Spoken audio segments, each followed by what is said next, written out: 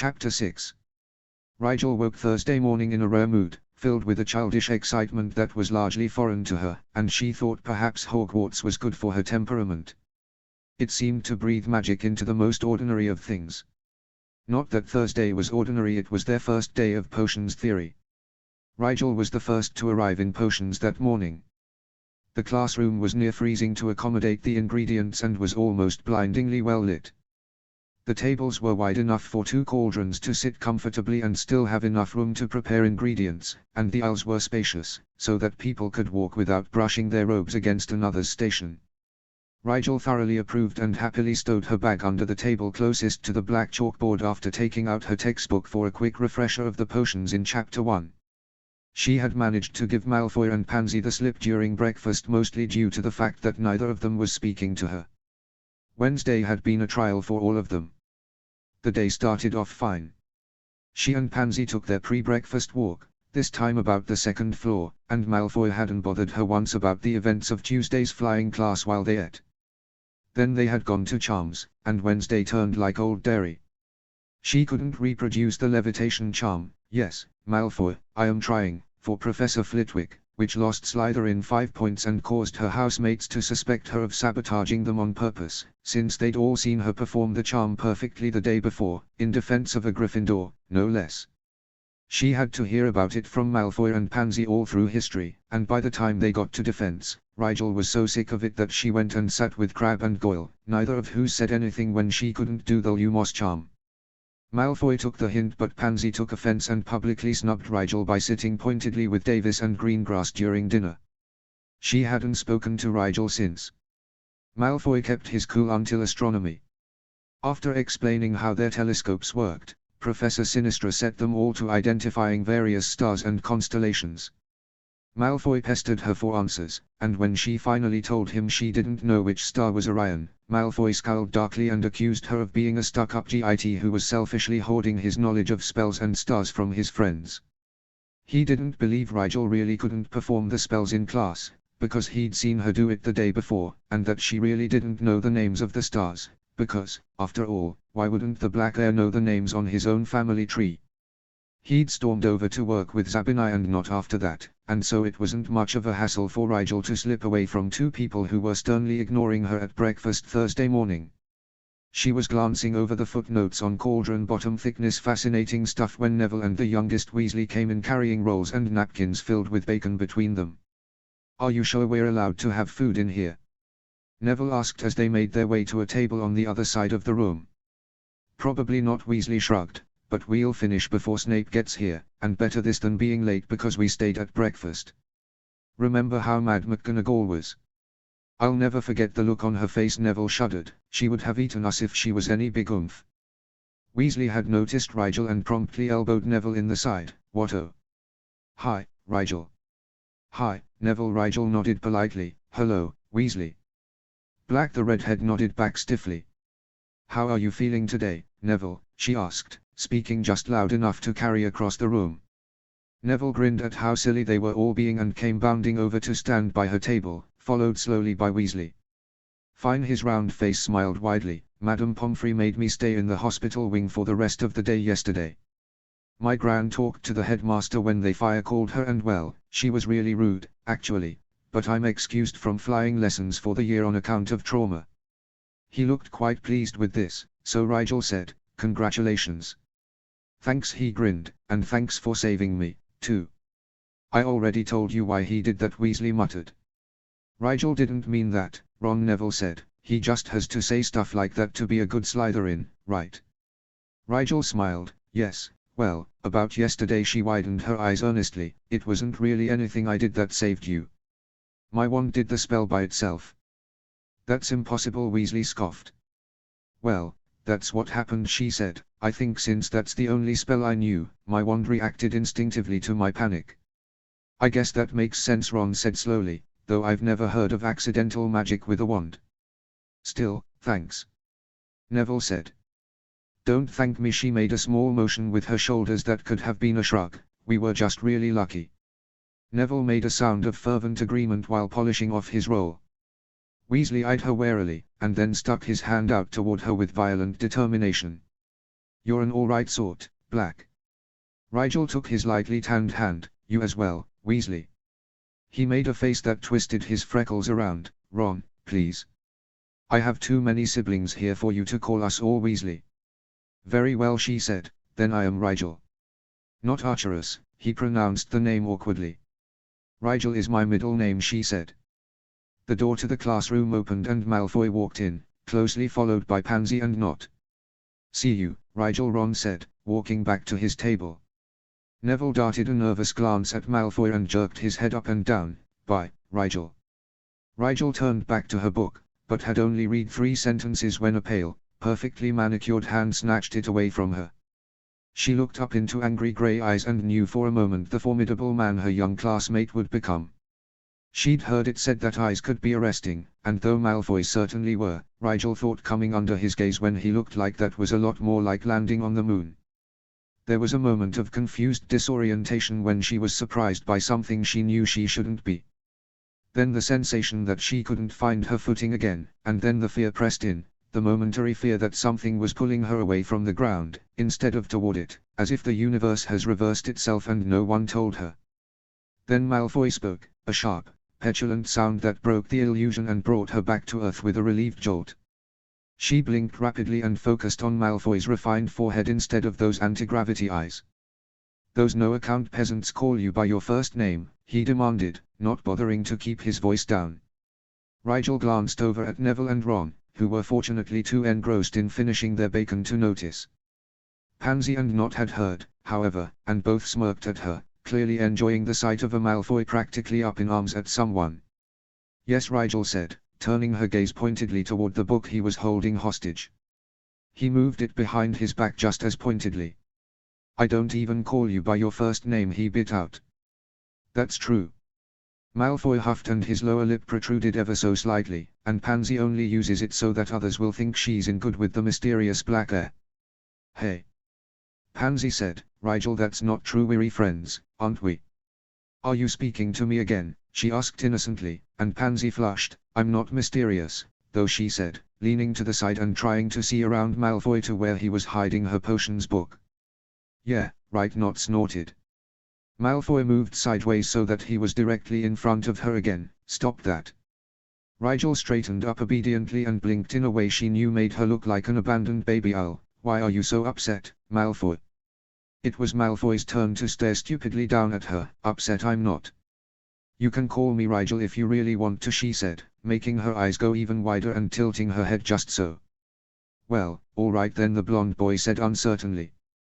Rigel wasn't sure if the look worked the same without her startling green orbs, but from Malfoy's dazed and vaguely apologetic expression it was still effectively disarming with short hair and grey contacts. He gave his head a little shake and said quickly, but you have to call me Draco. Okay, Draco, she said, and she smiled with her whole face for a single, agonizing second. She made sure her eyes crinkled and her nose scrunched up the tiniest bit and her teeth flashed shyly, and then she whipped her hand around and snatched her book from the dumbstruck boy's slackened grip before he could remember his name. Pansy and Nott chuckled loudly. The door opened again and Nott went off to join Zabinai at a table in the back. Pansy sat at the table next to them, where she was joined shortly by Davis, and Draco sat down distractedly in the seat next to Rigel. She flipped cheerfully to the index and began to cross-reference stirring rod materials with their uses and dangers. 5 more minutes went by before Draco finally turned to her and said, "How did you do that?" She glanced at him blankly. "Oh, never mind," he muttered, pulling out a parchment and quill to take notes. Rigel smiled on the inside as Draco ran a hand through his hair with vague confusion in his eyes. She didn't feel sorry for him. He had stolen her potions book after all, and he still hadn't apologized for blowing up at her yesterday. The look, which was really a series of looks that took advantage of her delicate features, had been developed with the help of Archie, who could do the look even better than she could, worked every time on family, friends, and enemies alike. The theory was that most people had a deep-seated infant instinct that caused them to respond unconsciously to things that triggered it, like puppies and babies, even if they weren't the type to show it openly. A species survival thing, maybe. The look was scientifically engineered to activate those instincts by arranging the facial muscles to express innocence, helplessness, fragility, etc. Rigel wielded it with merciless humor when it suited her. A few minutes later, the door at the front of the classroom swung open and the entire class fell silent as Professor Snape stalked like a shadow into the room. He flicked his wrist at the door leading to the dungeons. It slammed shut and locked with an audible click just as the bell rang. Rigel saw Ron nudging Neville knowingly out of the corner of her eye. Several people gulped. "Clear your desks," Professor Snape said. He moved to stand at the blackboard and gazed down his nose at them. There was a sense of rehearsal about him as he called roll that spoke both of old familiarity and new disdain. Every now and then he paused on a name and something that on a man with free facial expressions would have been a grimace tilted the edges of his mouth. He wasn't old enough to have taught any of their parents, so Rigel thought he was recalling names from his own years of school, like hers, or older siblings, like in the case of Ron Weasley. She didn't think the grimace meant anything good for those unfortunate enough to remind Snape of their relatives. He seemed to be less than ended with his memories of them. After Zabinai had waved his hand half-heartedly to indicate his presence, Snape began to pace the length of the room. About 20 pairs of eyes followed his movements, the way a weaker animal tracks the gait of a panther that may or may not be hungry.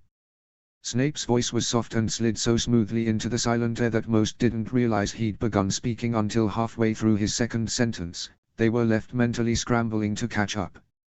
"Many of you have already heard about this class, and for those of you who haven't, his smirk was a nasty piece of work, you will. However, for the sake of those of you to whom comprehension does not often follow explanation, and I don't doubt this will include a percentage of you large enough to give me new dread for the future of the magical race, I hear." He paused directly in front of Rigel and fixed his nearly black eyes on her. Professor Severus Snape, the potions master." Rigel dropped her gaze to the table, her heart beating erratically with nervous anticipation. It was finally time for her dream to start becoming reality. Now she was studying under Potions Master Snape, arguably the greatest creative mind in the potions community. Now, finally she would learn the things the potions journals and articles only mentioned and the books only hinted at. She held her breath without realizing it as she heard Snape move away once more, all the while speaking in that sibilant baritone, which was practically engineered for dripping secret potions knowledge into an eagerly waiting student's ears. "Potions is a demanding art," he told them, "one which always takes more than it gives." "Sounds like my father's mistress," Not snorted indelicately from the table behind her. "More like the basic laws of energy," Rigel thought, irritated that Not had interrupted the professor so disrespectfully. "Of course the end result is less than what you put into it. There will always be energy and matter lost in the transaction. The point is that you also get more than you put in, because you end up with something that wasn't there before." Professor Snape is just reminding us of the invisible sacrifices that get lost sometimes in only focusing on the process, both literally and metaphorically. Unlike your father's latest tune-up paramour, Professor Snape glanced repressively at Not, "mastering this subject will give you things your soft little minds can scarcely dream of. Pay attention, work hard, and I can teach you how to bottle fame, brew glory, and even put a stopper in death. HPSS. By now Professor Snape was back at the front of the room, and not a soul moved a muscle until Weasley. Snape barked at the redhead, who jumped and gaped for a moment before remembering how to speak. "Why yes." Ron shifted nervously, his hands clenching and unclenching on the table. "What is peeled shrivelfig most commonly used in?" Snape took a single step toward Ron's table and the boy paled dramatically, his freckles standing out like speckles on a thrush egg. No idea, sorry," he said. Draco scoffed a tad too loud to be tasteful. "What kind of brainless oaf has never heard of a shrinking solution?" Snape turned his attention to the blonde. "Correct, Mr. Malfoy. 5 points to Slytherin." The Gryffindors seemed to deflate simultaneously. "It's also used commonly in euphoria inducers," Rigel thought, "and technically it's the juice inside the skinned shrivelfig that's used in shrinking solutions." Patil Snape turned toward a girl with caramel skin and luminous golden eyes, and a plait of black hair down her back. "When would you ingest the leaves of the aconite plant?" The girl bit her lip. Her pretty eyes shifted from her desk to Professor Snape's collar, and back. Never. Because it's poisonous, isn't it? I wonder what you will do, Miss Patil, when your blood pressure is dangerously high, but you refuse to take the heart sedative because there is aconite in it, Professor Snape said with a bit more answer than was perhaps needed to make his point, or when you can't take a sweat inducer for your fever for the same reason. Patil shrunk back into her seat, cheeks red and lip trembling. Rigel thought Snape might have mentioned that aconite leaves are poisonous, and that you only ingest them in potions with strong neutralizing agents, and you never should eat the leaves by themselves, but she assumed Snape meant to show them that there is no always or never in potions, so she refocused on the next person being questioned with a mental shrug. Draco answered a question about whether angel trumpet flowers were poisonous correctly, and Pansy took a wild guess when asked for the uses of armadillo bile, but Rigel wasn't called on until after Goyle suggested that antimony was used to keep vampires away. Professor Snape swooped down on her, or so it seemed from her admittedly low vantage point, and from his emotionless expression and the fact that he had put her off until last, Rigel assumed he was trying very hard to treat her neutrally. He couldn't favor her like he would any other Slytherin yet, because of the way her father Sirius had treated him in school, but because she was a snake he also didn't want to be seen treating her like a Gryffindor. "Black," he said when he was close enough to pierce her with his sharp eyes, "what would I get if I mixed powdered root of asphodel into an infusion of wormwood?" Rigel blinked. "That potion isn't anywhere on the first-year syllabus. The other questions have all been about ingredient usage and dangers, which makes sense for an introduction class, and I guess this qualifies, but I doubt anyone else will know that. They make the draft of living death, sir." Snape's eyes sharpened to black drills, boring across the distance between them and studying her as if she were a strange plant he'd come across in the forest but wasn't sure whether it could be used in a potion or not. "And what is the difference between monkshood and wolfsbane?" he pressed. Rigel, surprised to get a second question, glanced at Draco, who had also answered his correctly, but he was equally mystified. Snape noticed their strange looks and said smoothly, "You are the last student, Mr. Black, but I have a few questions left over. The material must be covered, so I will simply ask you. Unless you don't know the answer," Snape suggested reasonably, "in which case I can always ask Longbottom again." Rigel didn't have to glance at Neville to know he was probably sending her a pleading look. "They are both the same as the poisonous plant Patil mentioned earlier," she said, "aconite." "Indeed," Snape said. She thought she heard a thoughtful note in his voice, but that was probably wishful thinking on her part. "What is a bezoar, Mr. Black, and where would you look if you needed to find one?" "It's a small stone which neutralizes poisons, though it doesn't work very well on snake venom or nightshade-based toxins. It is usually taken from the stomach of a goat that is older than 15 months but no older than 8 years," Rigel said, ignoring the intensely interested look Draco was giving her and focusing only on Snape. He didn't look angry that she'd run her answer on longer than necessary, but he didn't look as though he were gearing up to offer her an apprenticeship on the spot either. Rigel mentally rolled her eyes at the very idea. "It's okay if I don't dazzle him on the first day," she berated herself. "I have to back off the know-it-all train before I rouse his disdain." Snape peered at her for a few more seconds before turning away to address the rest of the class. "You will be tested on all of the information given today. Class dismissed." Snape swept his robes behind him and left by the same door he'd entered through. He left behind him a class mentally exhausted from sitting in fear of being called on and then racking their brains for the answers, some of which weren't even found in Chapter 1 of their book, the only thing on the syllabus for that week. Rigel gathered her things from under the table and headed for the door. With any luck they'd get to lunch before the Great Hall was too crowded and noisy. Draco and Pansy fell into step beside her before she'd gone far in the winding dungeons. "How do you know all that?" Draco asked. "Yeah, did Professor Snape warn you about the questions ahead of time like he did Draco?" Pansy asked innocently. Rigel glanced sideways as Draco, who flushed slightly. "Ha! I knew it," Pansy grinned. "What?" "He's my godfather, of course he's going to hear me out," Draco said, "but I know he didn't tell you." "That's true," Rigel said, slipping her hands into her pockets to warm them after that cold classroom. "I think you were telling the truth the other day when you said that ridiculous thing about being a Slytherin to get on Snape's good side," Draco said slowly, as if he were still in the process of convincing himself of this. "You actually knew all that stuff, didn't you?" Rigel smiled slightly at the disgruntled look on Draco's face.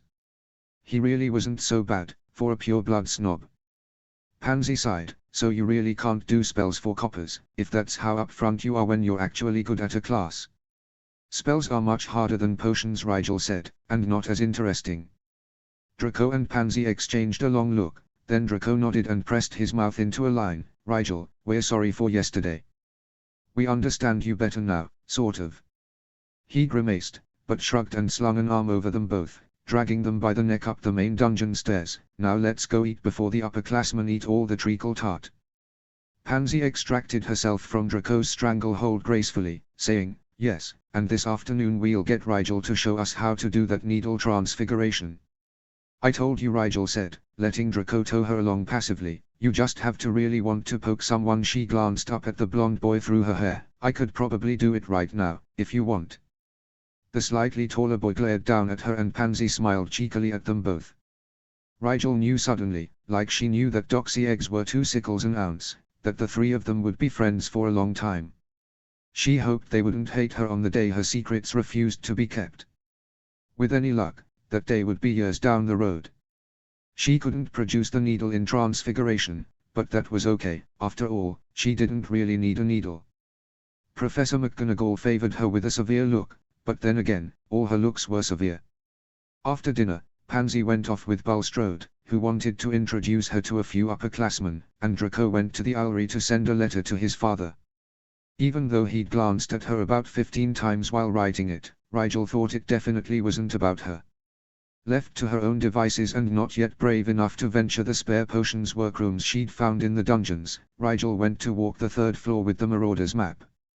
She was about 2/3 of the way through exploring the floor from north to south when a crashing noise rent the air and a door up ahead of her shook on its hinges.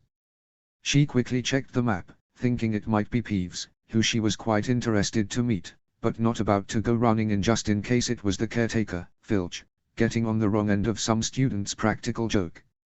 The little dot on the map, however, said Marcus Flint.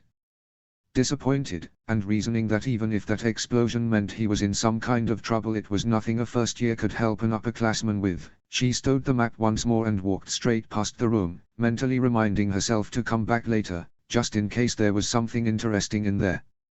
She was 3 more doors toward the far end of the corridor when the one she had passed slammed open. She kept walking, but a second later Flint's low voice filled the hallway, stopping her. Rigel turned, recognizing the guy instantly as the same Flint who'd been rude to her on the train. She had assumed there was only one Flint in Hogwarts, but who really knew? Hey, he called, his voice naturally harsh, so that she couldn't tell if he was angry or not. What's a snakelet like you doing lurking about so far from the dungeons? Walking, she said evenly. Sorry to have disturbed you, Flint. He walked over to where she stood, looked her up and down, and nodded to himself. Thought that was you. Black, he said her last name oddly. Learned some manners since the train, have you? Yes, she said, thinking she would be a fool indeed if she made the mistake of antagonizing Flint twice. He grunted, his dark green eyes tracing her features lazily. Don't think that will be enough to save you, little snake. He grinned down at her. If it was just rudeness between us, I'd leave you be, but I'm afraid we've other business to settle. She frowned openly, unable to think of any other animosity between them. As far as she knew, the Flints had no beef with any Black. Oh, don't look so perplexed, Snakelet, he said. I'm not angry with you. In fact, you've caught me in a good mood as I've just blown off some steam, but I know your secret, and we don't keep such dangerous secrets for free in Slytherin, even if we are feeling generous. Rigel went very, very still and fixed her solemn eyes on Flint's bronze-flecked dark green ones. My secret? She asked neutrally. Pray tell, what secret would that be?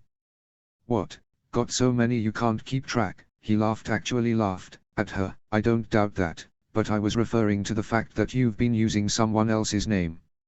Rigel's eyes sharpened into ice chips and she turned sharply toward the nearest door, yanking it open and gesturing for Flint to precede her. Why don't we take this out of the corridors? She suggested politely, the steely look in her eyes belying the illusion of optionally.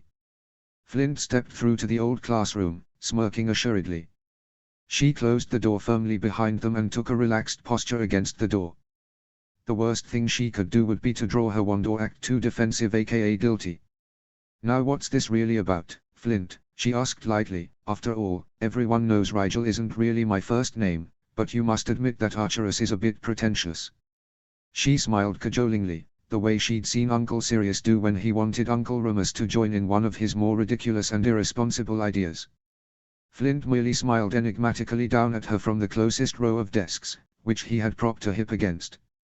He crossed his arms and said, nice try, little snake. and if I wasn't already 100% sure of my information, I might even have believed your act.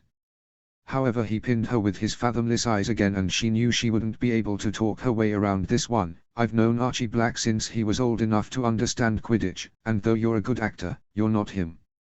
Mentally, Rigel cursed Archie for his forgetfulness, the one other pureblood he'd probably ever met, and Archie neglected to mention him. Outwardly she was calm and calculating. What do you want, Flint?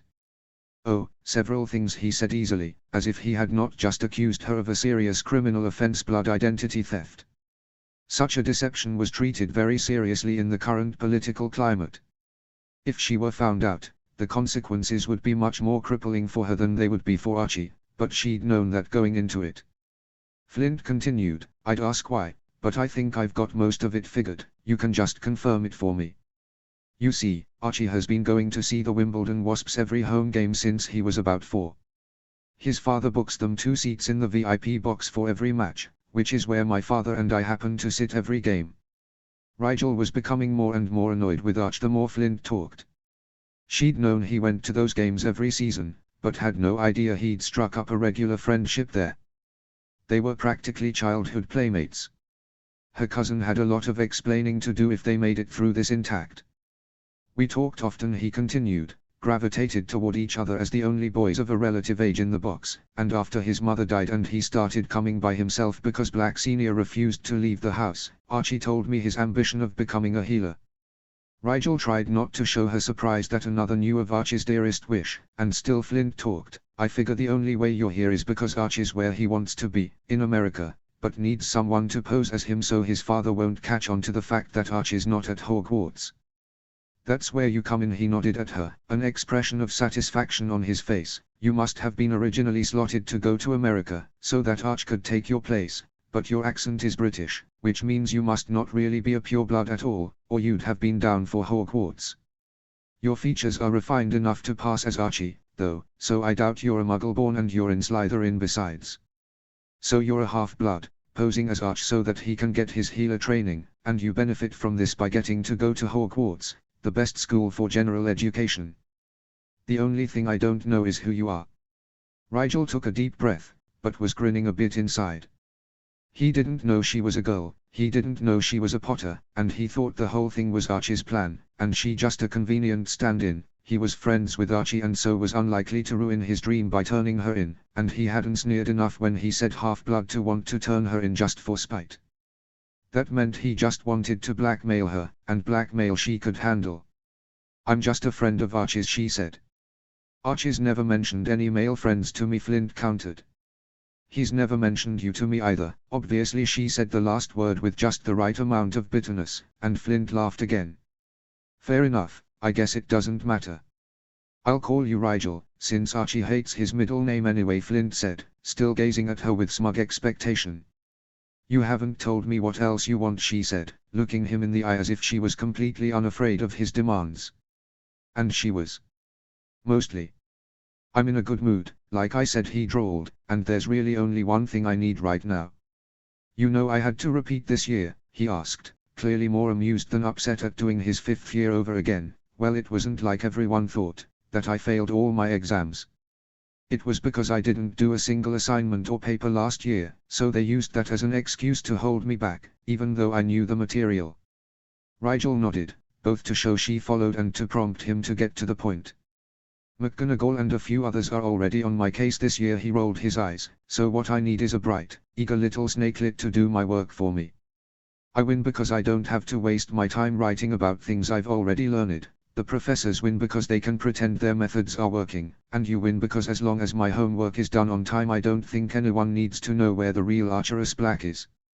Oh, and Archie wins, too, I guess, he smirked again, apparently pleased that all was right in the world. Rigel took her time in thinking it over. As long as her potions work didn't suffer, she could afford to take on extra work. She'd just make sure it didn't affect her friendships with Draco and Pansy so much that anyone suspected. Can a first year really do a 5th year's work? She asked slowly. Won't it make you look bad? I don't care what gets turned in as long as it meets the requirements and they can't find an excuse to hold me back again, he said, and it's not like you have to do the spells, just research them. There's a whole library for that, I hear. She considered this. If nothing else, she was bound to learn a lot of advanced stuff, some of which might be applicable to potions, besides the potions homework itself. And to keep her secret and preserve both her and Archie's ambitions. She would do nearly anything for that. Deal, she said, holding out her hand, which Flint shook solidly. Mail me your assignments and I'll mail them back before they are due. She straightened from the door, hoping her legs would hold her through her relief. I hope you will consider our business from here on to be concluded. Who can say what may come up in the world of business, Flint prevaricated, but for now I am quite satisfied. Realizing this was all she was going to get, Rigel nodded, opened the door, and strode off toward the stairs, calling, I'll leave the handwriting charms for you to figure out, over her shoulder. The sound of Flint's harsh laughter followed her down the corridor. By the time she got to the first floor, her hands were shaking, and she hurried through the dungeons to a small alcove concealed behind a tapestry of Sorlaser Slytherin's familiar, a foot-long baby basilisk which didn't move like the other paintings. Rigel took a fleeting moment to hope that was because the painting hadn't been treated in the right glaze, not because the basilisk was still alive. She collapsed onto the shallow, window seat-like projection in the alcove and buried her hands in her short hair. That was close, she told herself. First thing in the morning I need to owl Archie and make sure he hasn't forgotten anything else. Then I need to find a fifth-year student to help me with Flint's assignments. Most of it I can find in books, but there will be things that only come from cumulative learning experience, which I'll need to ask someone about. I need someone who won't ask too many questions. A fifth year would be ideal, since they'll have the most relevant knowledge, and they'll be so stressed out going through their first big exams that they won't think too hard about an overly curious first year.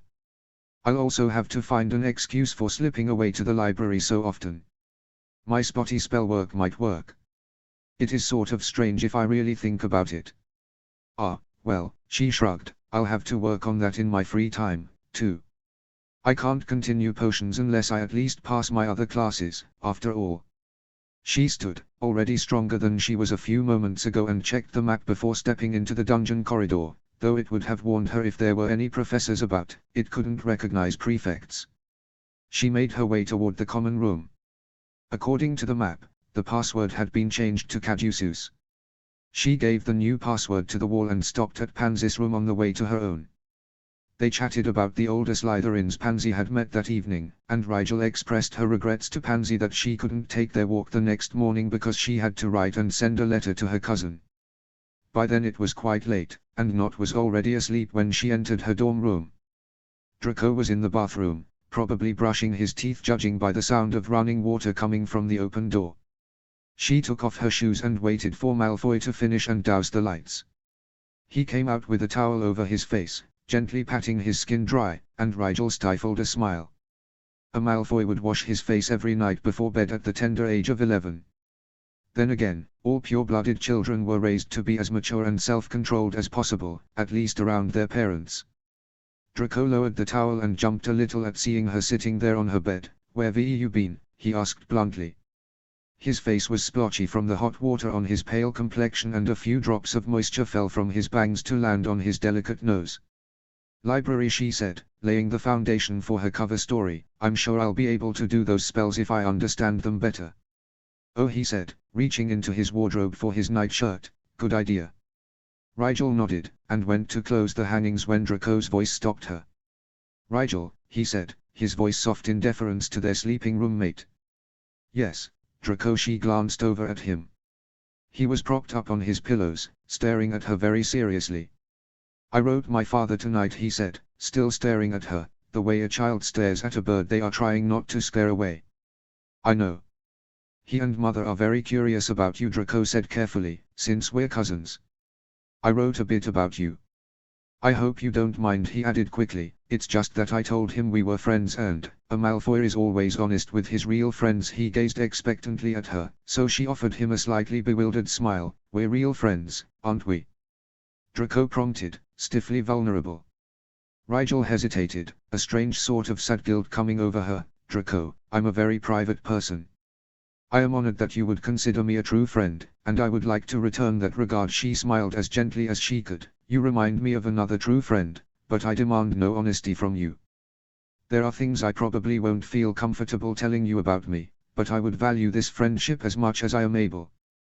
Draco surprised her by grinning. Spoken like a true Slytherin, he said, and I accept your not necessarily honest friendship as long as you're okay with me writing home about some of the more interesting possible truths about you. Rigel blinked, nodding dazedly.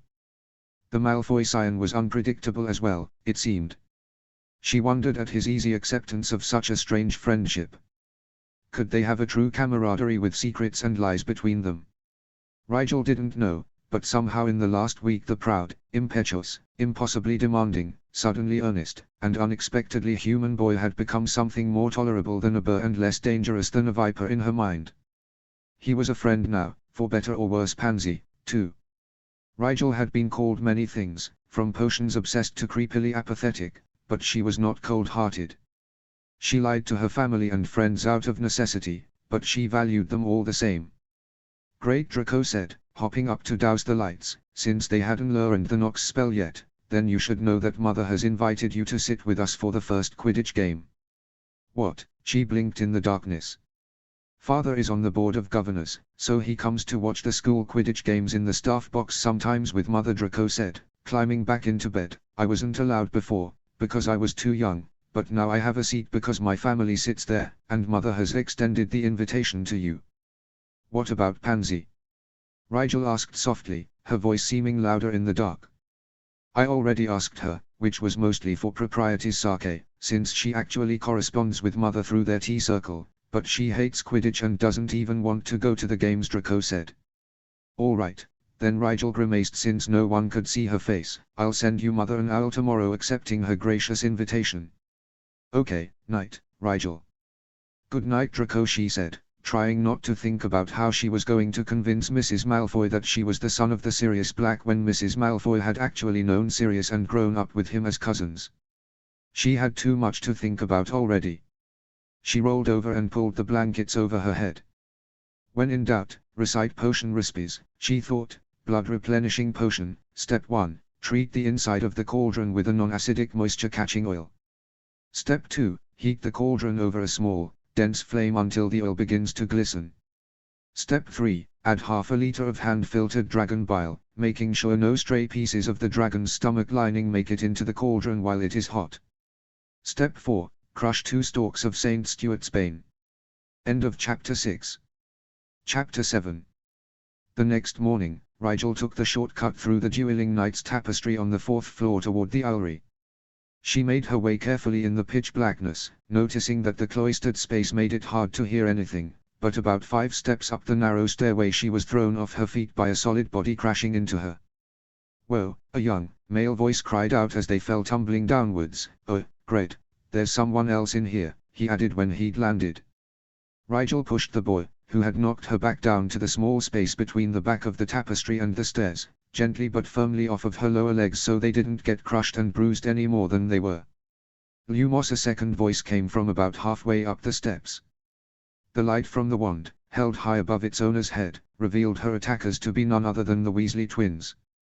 She would recognize their hair, the same shade as Ron's, if not their unique mannerisms. The one on the floor next to Rigel stood and offered a hand down to her, which she took. He hauled her up cheerfully, making a grand show of checking her shoulders and head for imaginary dirt. All right there, he asked, can't tell if that's muck or just the color of your hair in this light. Course she's not, the other one said, bounding down the stairs to get a look at her in his wand light. Terribly sorry, chap. Forge here has always been the clumsy one. Rigel opened her mouth, but they cut across her with their lightning-fast responses. Don't listen to him, good fellow, Forge said. I'm not the clumsy one, Gred is the forgetful one. He forgot that I'm the pretty one, and he's the clumsy one, which is why I usually go first down these stairs, and therefore I was the one who ran into you. Rigel nodded in a way that conveyed more acceptance than understanding. Unfortunately, Forge is also the rude one, the other said. I'm Fred, maybe. George, likewise. And we're the Weasley twins, they chorused. Never heard of you, Rigel said, absolutely deadpan. Their faces split into identical grins. A kindred spirit. George crowed. He jokes. An air. Fred laughed delightedly and ruffled her hair violently. It turned out there was dirt in it, and Rigel sneezed, causing them to laugh again. We must know the name of our prodigy, George declared. Indeed, who is it that possesses such a refined sense of bodily humor? Fred asked. I'm Rigel, she said, a little unnerved at standing in a dark secret passageway she wasn't expecting anyone else to even know about with the two most infamous troublemakers in the school. Rigel, Fred muttered, glancing questioningly at his twin, doesn't ring a bell. You sure that's your name? George asked. Don't feel too bad, I forget mine's Forge all the time. Silly, I'm Forge, Fred said, I told you he was the forgetful one. Actually, it was your brother who told me that /you/ were the forgetful one, Rigel said, back when he was Forge instead of you. Ah, yes, Fred looked confused for a moment. Well, I guess he was right, though of course if it was Fred that told you that, it might as well have been me. I'm Fred most of the time. Rigel didn't even try to make sense of that. Clever little thing, you a Ravenclaw, Rigel? George asked. He peered at her robes and Rigel realized she hadn't put on her green and silver tie that morning. She had been planning on grabbing it before breakfast. I'm a Slytherin, she told them honestly.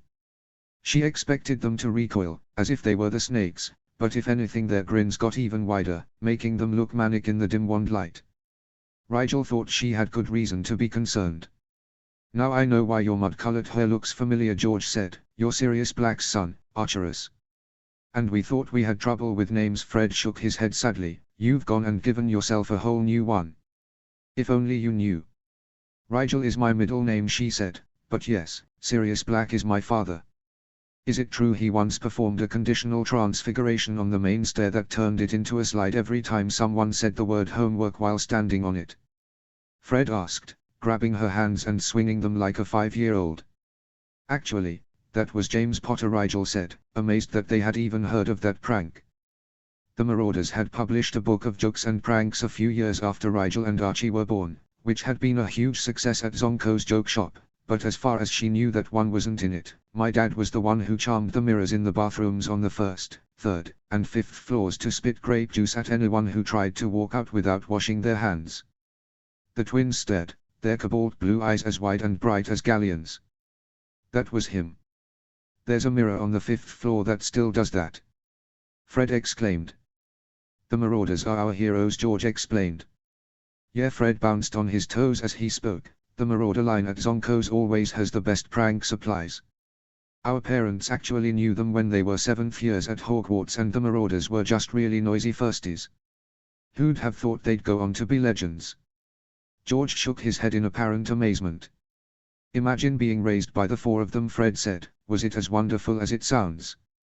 Only 3, actually, Rigel said, used to having to explain this. The Marauder line was labeled with MWP and P, and even though Peter wasn't around anymore, they left his moniker, Wormtail, on their line of products in tribute to the time of childish, carefree joy that had inspired them. Peter Pettigrew, the 4th Marauder, doesn't associate with the other 3 anymore. He joined the cow movement and decided he couldn't afford such juvenile friends. The twins nodded solemnly. The SOW movement, standing for Save Our World, but also affectionately dubbed the Cow Party by its opponents, was a radical political movement headed by Mr. Riddle that sought to cleanse the world of undesirables. It was this party that pushed for Hogwarts to close its doors to Muggleborns, citing security risks. It really was wonderful, though, Rigel went on, if you like waking up with purple scales where your hair used to be every now and then. Wicked, they breathed as one. I guess, she said, now if you'll excuse me, I need to mail a letter before breakfast. Not to worry, little puppy, Fred declared, we know the way, so we'll escort you. It's right through, he faltered and glanced about the passageway. Actually, the fastest way is up these stairs, so I'm guessing from your presence that you already knew that. He trailed off sheepishly. George elbowed him in the side, as if the next generation Marauder doesn't know his way around the castle. Our little pup was probably born with the sacred knowledge. Still, you couldn't ask for better company this fine morning, Fred said, taking one of her arms and looping it through his like a dandy. George did the same on her other side, saying, too true, brother mine. And it would be oh so irresponsible of us as Gryffindors to allow a baby snake to wander the nest unattended. Quite so, George said, shall we? We shall. With that, the 2 redheads began towing her up the stairs, skipping over the trick step automatically and lifting her over it like a child between them. They chatted all the way to the owlery, leaping from topic to topic with all the grace of a pair of fire dancers who had leapt over flames together all their lives. And don't even get me started on Percy. Fred shuddered dramatically. Ron's an alright sort, for a hot-headed git. Though he might not be so hot-headed if we hadn't fed him so many pepper imps when he was little, George put in thoughtfully. But our brother Percy is a rule lover. Fred whispered the term like it was a reference to sacrilege. Is he a red-headed prefect? Rigel asked. Oh, the shame. Fred sighed. Trickster, gods help him, he is. He helped me out on the train, I think, Rigel said, thinking fast, and since he's your brother I feel that he deserves a proper thank you. Why don't you introduce me later? Fred and George turned their sharp eyes toward one another in a silent conference that only true soulmates could usually perform. Rigel knew they were looking for the trick, the turn, the moment the joke becomes apparent and effective, the punchline. She also knew they wouldn't find it, because they didn't have all the pieces of the puzzle. Sure, we'll introduce you, Fred said slowly. Though if you're planning to prank the poor sot, we insist that no permanent harm be done to him. He is our brother, after all, George warned. He was smiling, but there was marble in the way his jaw firmed and his chin tilted. Rigel was suddenly glad she wasn't planning on crossing any of the other Weasleys. They had more protection than they probably realized. I just want to talk to him, Rigel said. It's always nice to have an upperclassman to go to for advice, and he seems the type to enjoy giving it out. Too true, that, Fred said ruefully. Well, this is the owlery, so we'll leave you to your business. Look us up after last period and we'll introduce you to Perk, George added over his shoulder as they descended the steps once more. We'll be down by the lake with Lee. Rigel watched them go before reaching into her pockets and pulling out the letters she needed to send. The first one, to Draco's mother, was simple enough. Dear Mrs. Malfoy. Thank you for the gracious invitation to watch this year's first Quidditch game with your family. I would be honored to sit with you and your son, as well as your husband if he, too, is attending, as long as it is no inconvenience. I look forward to being formally introduced. Yours sincerely, Archerus Rigel Black. She rolled the letter carefully so that the Black family crest on the paper was visible, and tied it with a green ribbon to a young owl with gentle claws. Take this to Narcissa Malfoy, she said softly. The owl flew gracefully through the window, and Rigel turned to the second letter. This one was much less formal, but much more complicated. She couldn't risk the letter being read by someone else, so she'd had to write it in a sort of code. Dear Harry. How are you? I miss you so much, and don't you dare roll your eyes at me, I know you secretly deep down miss me too. How are classes going? I was surprised to hear you were starting the healing program, but I think you'll do great. Just don't let it affect your potions studies, haha, as if anything could. So guess who I ran into today? Marcus Flint. You know, the guy who always sits with me and Dad at the Quidditch games. Oh, wait, I never told you about him, did I? Oops, well, he's an old friend of mine, and I didn't expect to see him here at Hogwarts. We spent all yesterday catching up, and he remembers almost everything I've ever told him. Isn't that something? I felt bad that I couldn't do the same, but you know how terrible my memory is. You're always having to remind me of things. Anyway, classes are going well. I made a few friends, with Draco Malfoy of all people if you can believe it, and Pansy Parkinson, as well as a few Weasleys, and of course there's Marcus. You know, I think you would like Marcus. He's really laid back for an upperclassman, and definitely not the type to cause drama or trouble just because he can. I think he prefers to settle his problems under the table, haha, and I know you always tell me I should be less dramatic and just deal with things. I think I'm getting better at that. Maybe I'll introduce you this summer and the two of you can write while we're at school. I worry about you all the way in America by yourself. Anyway, I hope you're well. Your cousin, Rigel. P.S. I'm not really going by Archie anymore. I think it's time I took a more mature name, so I've been using my middle name. What do you think? Maybe I'll go back to being Archie someday, but for now it's just Rigel. There. She rolled the second letter and sent it off with a screech owl, another kind of code between the two of them. Sending a letter with a screech owl meant it was important, but still safe to read around others. A barn owl meant nothing important, just general news, and an eagle owl meant an emergency.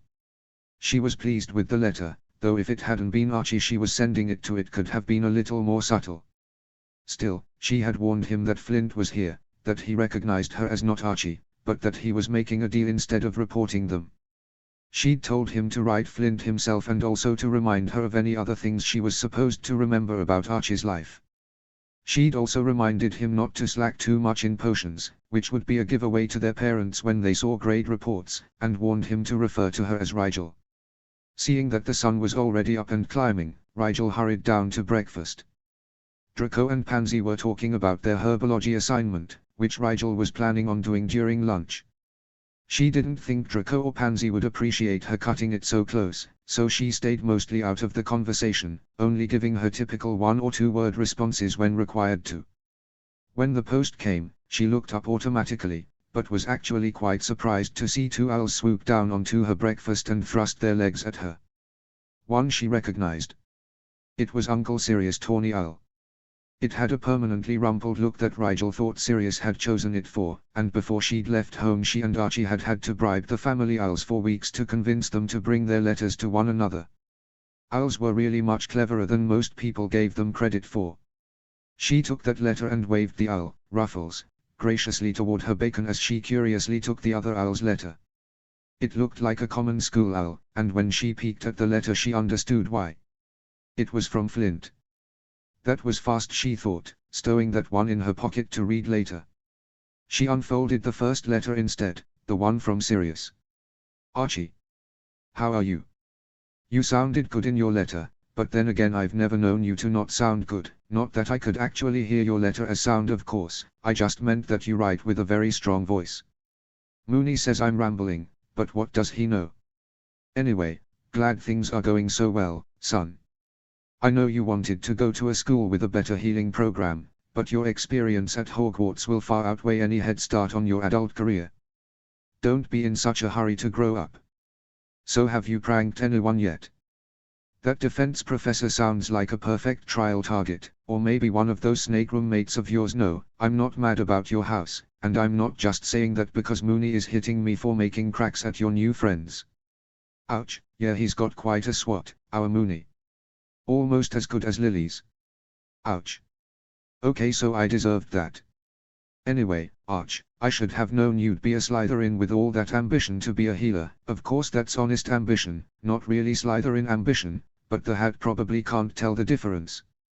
But if you're going to be a Slytherin, you're gonna have to go all the way with it. No half-assed Slytherins in our family. I've redecorated the entire house on green and silver and I expect you to try out for your house Quidditch team, even if you don't like the game as much as Harry does. James says she doesn't think she'll have time to play for her school team, since she'll be doing boring stuff like studying instead. I know, what a waste of talent. I've checked with the Board of Governors. Are you sure Malfoy's not evil? And the rules have been recently changed in the interest of security, so that parents can't come watch the games anymore. It's apparently only students, staff, and Board of Governors members now, so I won't get to see you play, but you can still tell me all about it in loving detail. Mooney wants to write now, so have fun, and don't work too hard. Love, Dad. Hey Archie, it's Remus, how's school? I hope you don't think your father is serious. No, not that joke again, when he says not to focus on your studies. Have fun, and trying out for Quidditch is a great idea, but learns lots too, so that you can achieve the ambition that got you into Slytherin house. We wouldn't want all this green and silver tinsel to go to waste. No, I'm afraid I'm not joking. There are dancing snakes in the front yard, too. Hurry home for Christmas break and control your father. Love, Uncle Remus. Rigel smiled and tucked the letter into her book bag. She hoped Sirius and Remus never changed, because there weren't enough light-hearted people in the world as it was. Sirius seemed to be climbing back from the dark place he'd sunk to after the tragic death of his wife as well. He was designing jokes for Zonko again, and Rigel would try, as Archie, to convince him to start going to WASP games again, too. She, Pansy, and Draco finished breakfast and headed to potions.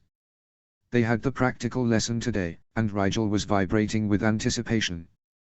After that speech yesterday, she really hoped Professor Snape meant to teach them something wonderful. As soon as the bell rang and class began, however, Snape just strode in and waved his wand at the blackboard, causing a recipe to appear there, along with a page number for where the potion could be found in their textbook. Rigel recognized it easily as a potion to cure boils. Her heart fell back into a normal rhythm as she realized they would be starting with potions that were little more than herbal remedies. She only hoped they moved quickly on to the more fascinating concoctions. She had been waiting to try things like polyjuice, amortensia, and wolfsbane, partially because the ingredients were so expensive and dangerous and mostly because the potions were illegal to brew outside of a classroom without a license. She flipped to the correct page in her textbook to make sure the potion was transcribed correctly just to have something to do. She knew the boil cure potion wouldn't take very long to make, so she wasn't in any hurry to get started like some of her more eager, or perhaps fearful, classmates. She went through the motions of putting her textbook back under the table and setting up her station fluidly, not even needing to go to the student cupboards for a potion like this. All the ingredients were in their basic kits. She heated, then settled the flame under the cauldron and waited for the entire bottom to get hot before adding the first ingredients, the wet ones that would form the base. There were no tricks to this potion, it was basic add and stir, with a few extra steps for filtering and reheating, so she glanced around at the other students while she stirred slowly, counting first clockwise and then counterclockwise in her head. Crab was squinting hopelessly at the blackboard. Not was enthusiastically, but barbarically, chopping his dandelion roots. His potion would be slightly too acidic to use on human skin, judging by the way the violent motion of his knife was making the edges of the roots ragged. They would likely catch the frog spores and prevent them from dissolving like they should, and when the roots were strained out, the spores, needed to soothe the tincture, would be strained out too. Rigel herself had a set of beautiful platinum knives that Remus, Lily, and Archie had all chipped in to get her for her 10th birthday. She normally used them for everything, as they were less reactive than silver and handled heat better than mercury, but she thought their quality would be wasted on a boil cure potion, and so opted to use the basic silver-lined steel that came with the first-year kit. Rigel took a moment to appreciate her short hair. It made for much easier brewing. There was a girl in a Gryffindor tie who was dangling her hair in her cauldron, which wouldn't do much except make her hair smell like swamp gas, but it was bad sanitation practice all the same. Rigel guessed she understood why Snape was starting with such a boring potion if this is what he had to work with. It's not like the school let in Muggle-born students, who would understandably have no idea what to do. These kids all had magical parents, so why were they so clueless about basic brewing techniques? It's one of the only things you can teach a kid before they have a wand, after all, and most purebloods had tutors in history and such. She took her potion off the fire before adding the porcupine quills. She had learned the hard way what happened if you switched those two steps, and the black mark where her cauldron had been still hadn't come out of her mother's rug. From then on she was only allowed to experiment in the basement. With at least half an hour of their block period to spare, Rigel bottled her sample and cleared her space. She had taken her time with her potion, so really most people should be finished by now, but only Draco and Goyle were finished. Though in Goyle's case it was less that he'd completed his potion and more that his potion was simply finished. It looked like black tar congealed in the bottom of his cauldron, but he was gamely scraping some out and into a vial, so that was something. Draco was yawning dramatically beside his finished sample, which would probably work as a boil cure, if whoever was using it didn't get so nauseous from inhaling the undercooked dilly sprout fumes that they couldn't apply it properly. She supposed he may well gloat, since he had still done better than most. Pansy was glaring at her potion, which was a cheerful yellow-colored soup when it was supposed to be a dark green paste. Rigel thought she'd probably skipped the step that told you to add the knot grass entirely. Knot grass was a thickening agent and green enough to be responsible for the final ideal color. Neville's potion wasn't too bad, just off color and emitting faint brown smoke. He'd probably just gotten nervous and lost count of his counterclockwise stirring. The smoke made her remember that the contacts she had in were gas permeable, which meant any chemicals in the air would stick to them and be trapped in her eyes.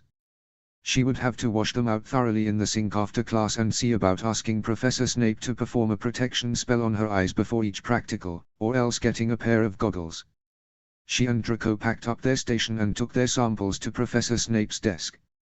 He had spent the lesson watching the students closely like a bird of prey, circling those students who seemed weak. But instead of death, it was salvation that was delivered to them when he swooped down. Oh, he wasn't nice about it, but he had stopped several explosions from occurring involving mishandled porcupine quills already. He nodded curtly as they left their samples on his desk, not even glancing at them. He was sitting now that the dangerous steps were out of the way, but his eyes still moved restlessly about the room. Rigel thought he looked rather disappointed with what he saw, and in that impulsive way she decided then and there that she would try and rekindle Professor Snape's optimism for his students. She would try her best, even on dinky little belly potions like this one, and show him that there was at least one student who wanted to learn what he had to teach. When you are finished you may get started on an 8-inch essay regarding the safety precautions one should take while working with such things as volatile ingredients, open flames, and sharp cutting implements. Snape barked loudly, due Monday.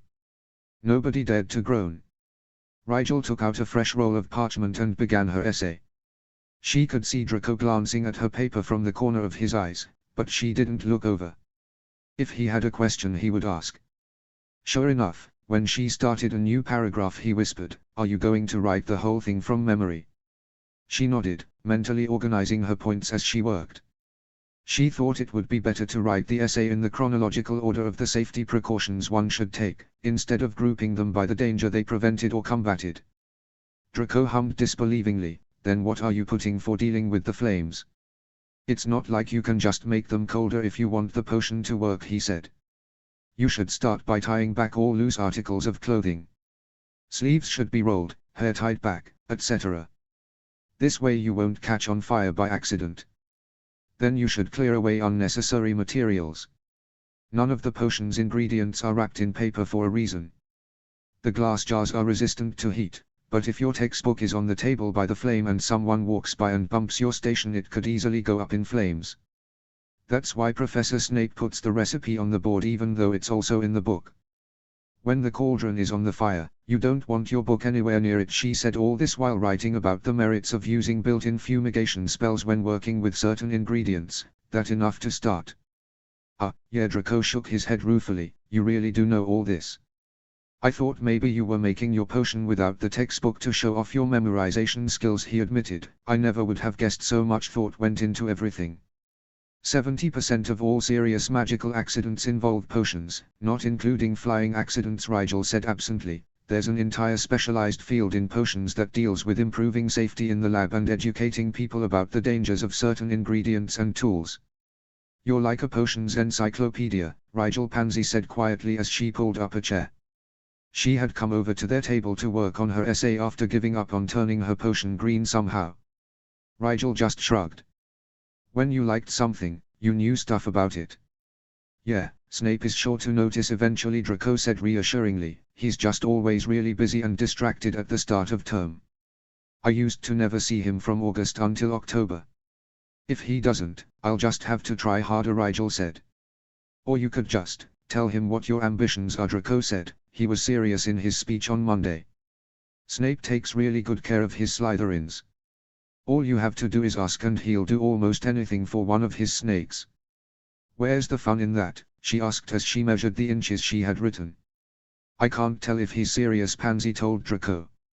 Uncle Sirius would be pleased to know that so many Slytherins were being mistaken for him, she thought wryly, but she wasn't serious, not really.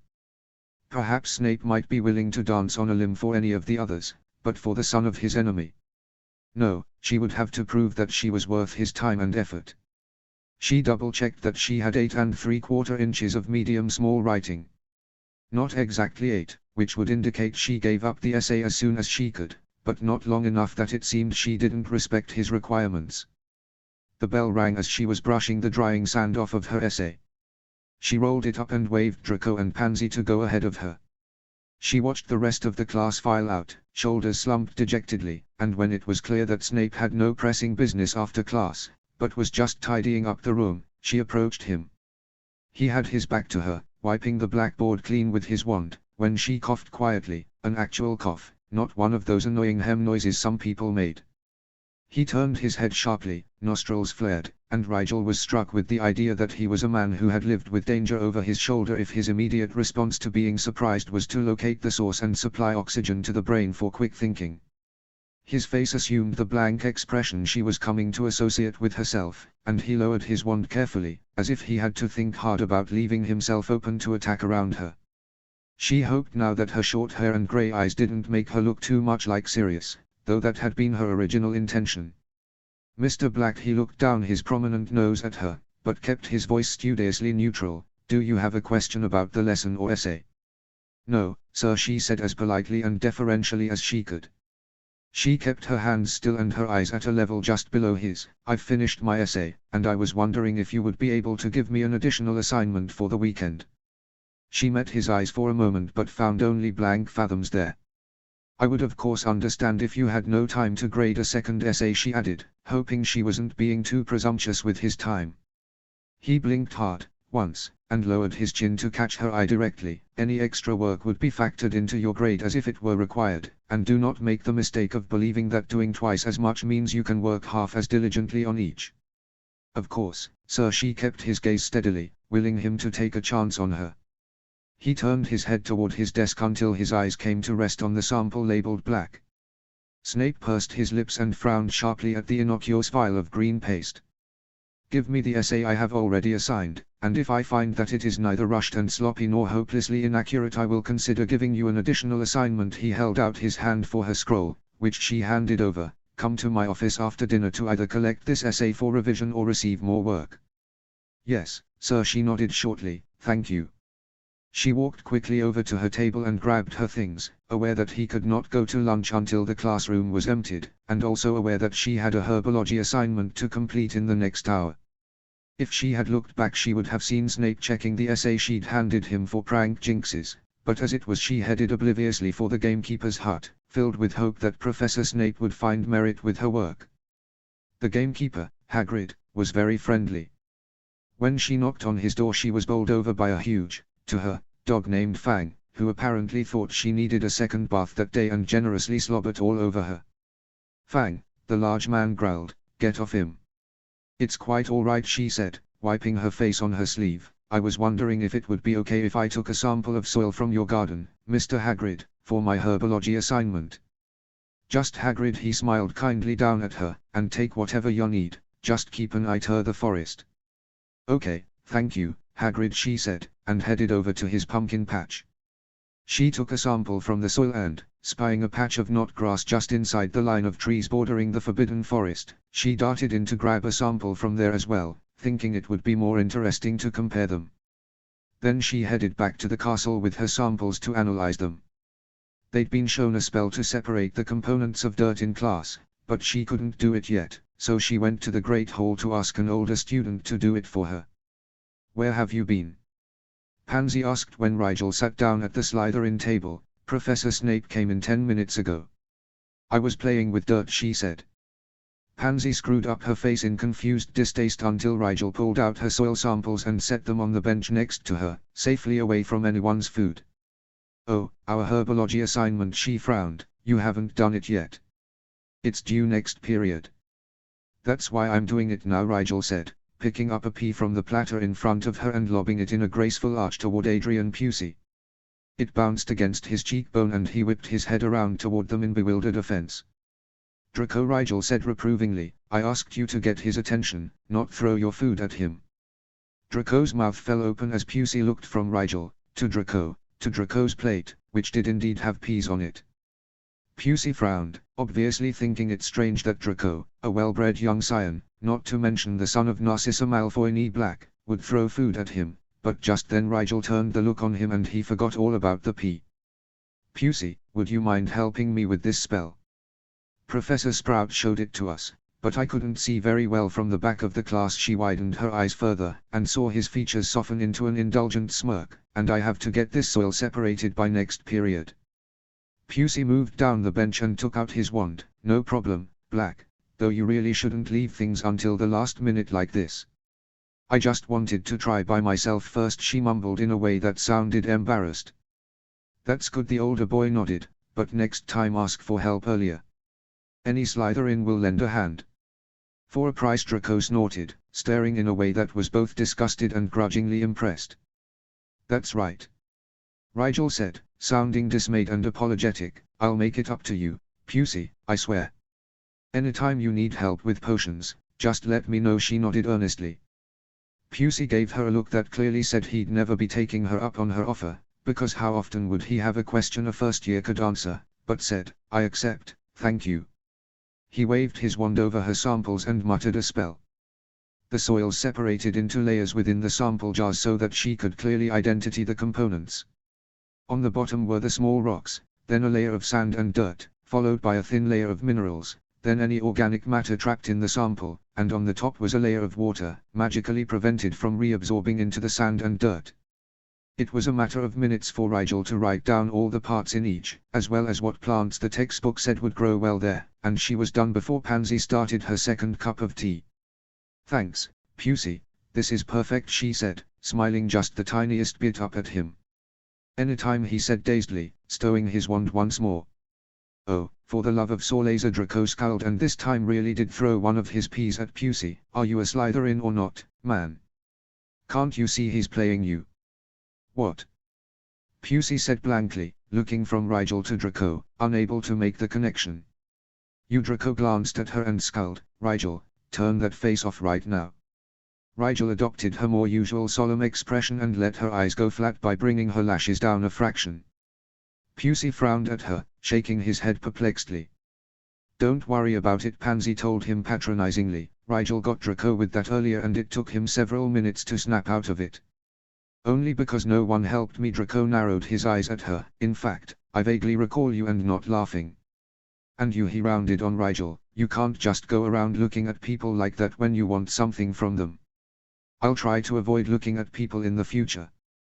It's completely unfair, not to mention creepy, Draco ranted. But it gets me what I want. Rigel's got a point, Pansy said. You two are the ones who weren't sly enough to see though him. You're only mad because it worked. Thanks, Pansy, Rigel said sweetly, you're the only one who gets me. She tilted her head so the light shone on her contacts and gave the blonde girl a tremulously grateful smile. Yeah, Pansy stared, mouth slightly open. You. Ha. Draco and Pusey snickered as Rigel dropped the look and smiled quite evilly. Not so fun when it's turned on you, is it? Draco poked Pansy in the arm. Do you see why this weapon must be controlled? You should probably not use that on any girls, Rigel. Pansy said slowly. I'm your friend, but a couple of those looks could send the wrong impression to a girl, especially coming from the son of Sirius Black. No offense. I usually don't, because girls trust me implicitly without the look, but I sort of wanted to watch you lose your brain for a minute, Rigel said earnestly. The point is, Draco said, it's your own fault that you put off your assignment so late, and no, I don't believe that crap about you wanting to do it yourself, and Pusey did you a real favor, which you can't get out of by just turning your face into a baby unicorn or something, he lectured, turning to include Pusey as well, and you will take Rigel up on his offer to return the favor. But Pusey started. No buts, Draco said firmly. Rigel can probably help you with any potions problem you have, and if he can't, he'll go to the library and figure it out for you, won't he? Draco glared pointedly at her. Well, I wouldn't trust most of the library books on potions, as generic potions books often contradict one another, Rigel said, adding quickly as Draco frowned at her, but, yes, feel free to ask, and sorry I deceived you. If you're sure. Pusey said, thanks, I guess. Same, Rigel said, packing away her herbology assignment and grabbing a few bites to eat before lunch was over. Pansy shook her head at Draco's zealous behavior and Rigel's complete insincerity, but simply sipped her tea and let the wizards be foolish if they wanted to, as any good pure-blooded witch would. End of Chapter 7. Chapter 8. After herbology, in which they'd moved on to soils used for plants that grew in more exotic places, such as the ones that grew on the tops of mountains or the bottom of lakes and oceans, Rigel let Draco and Pansy walk ahead of her. While they continued up toward the castle, she slipped away to the lake where she was supposed to meet Fred and George, about whom she wasn't quite sure what to think yet. There was a group of big, sturdy trees not far from the shore of the lake, so she headed that way. There weren't any redheads that she could see, though a few older students who must have had free periods Friday afternoons were lazing under the trees, obviously enjoying their free time before the semester picked up. She had been standing under a leafy branch only a few minutes when an unfamiliar voice called out from behind her. Hey, you're Rigel Black, yeah. The speaker was a cheerful boy with dark skin and very white teeth. He had dreadlocks that just touched his shoulders and large brown eyes framed by thick, spiky lashes.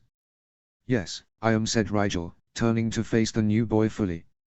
"Lee Jordan, or just Lee." He stuck out a hand, which she took. "Fred and George told me about you. Don't worry, I've known them long enough not to believe a word." "They mentioned you to me this morning," Rigel said. "Pleased to meet you." He laughed. "I see what they mean. You say that like you mean it." "I do mean it," Rigel said, confused. "A Slytherin never means anything." He waved his hand, "and neither does a prankster, so you're actually in excellent company." "I heard that this morning too," she said wryly. Lee grinned knowingly. "Fred and George been telling you how wonderful they are?" Rigel smiled with her eyes. "Something like that." "Well, don't be too dazzled by them." He shrugged easily. "They are fun to hang out with, but at the end of the day," Lee broke off, cocking his head toward the sound of a commotion coming their way. "No, no, you two are not throwing me in the lake," a boy shouted from behind them. They turned to see Fred and George literally dragging their older brother down the path.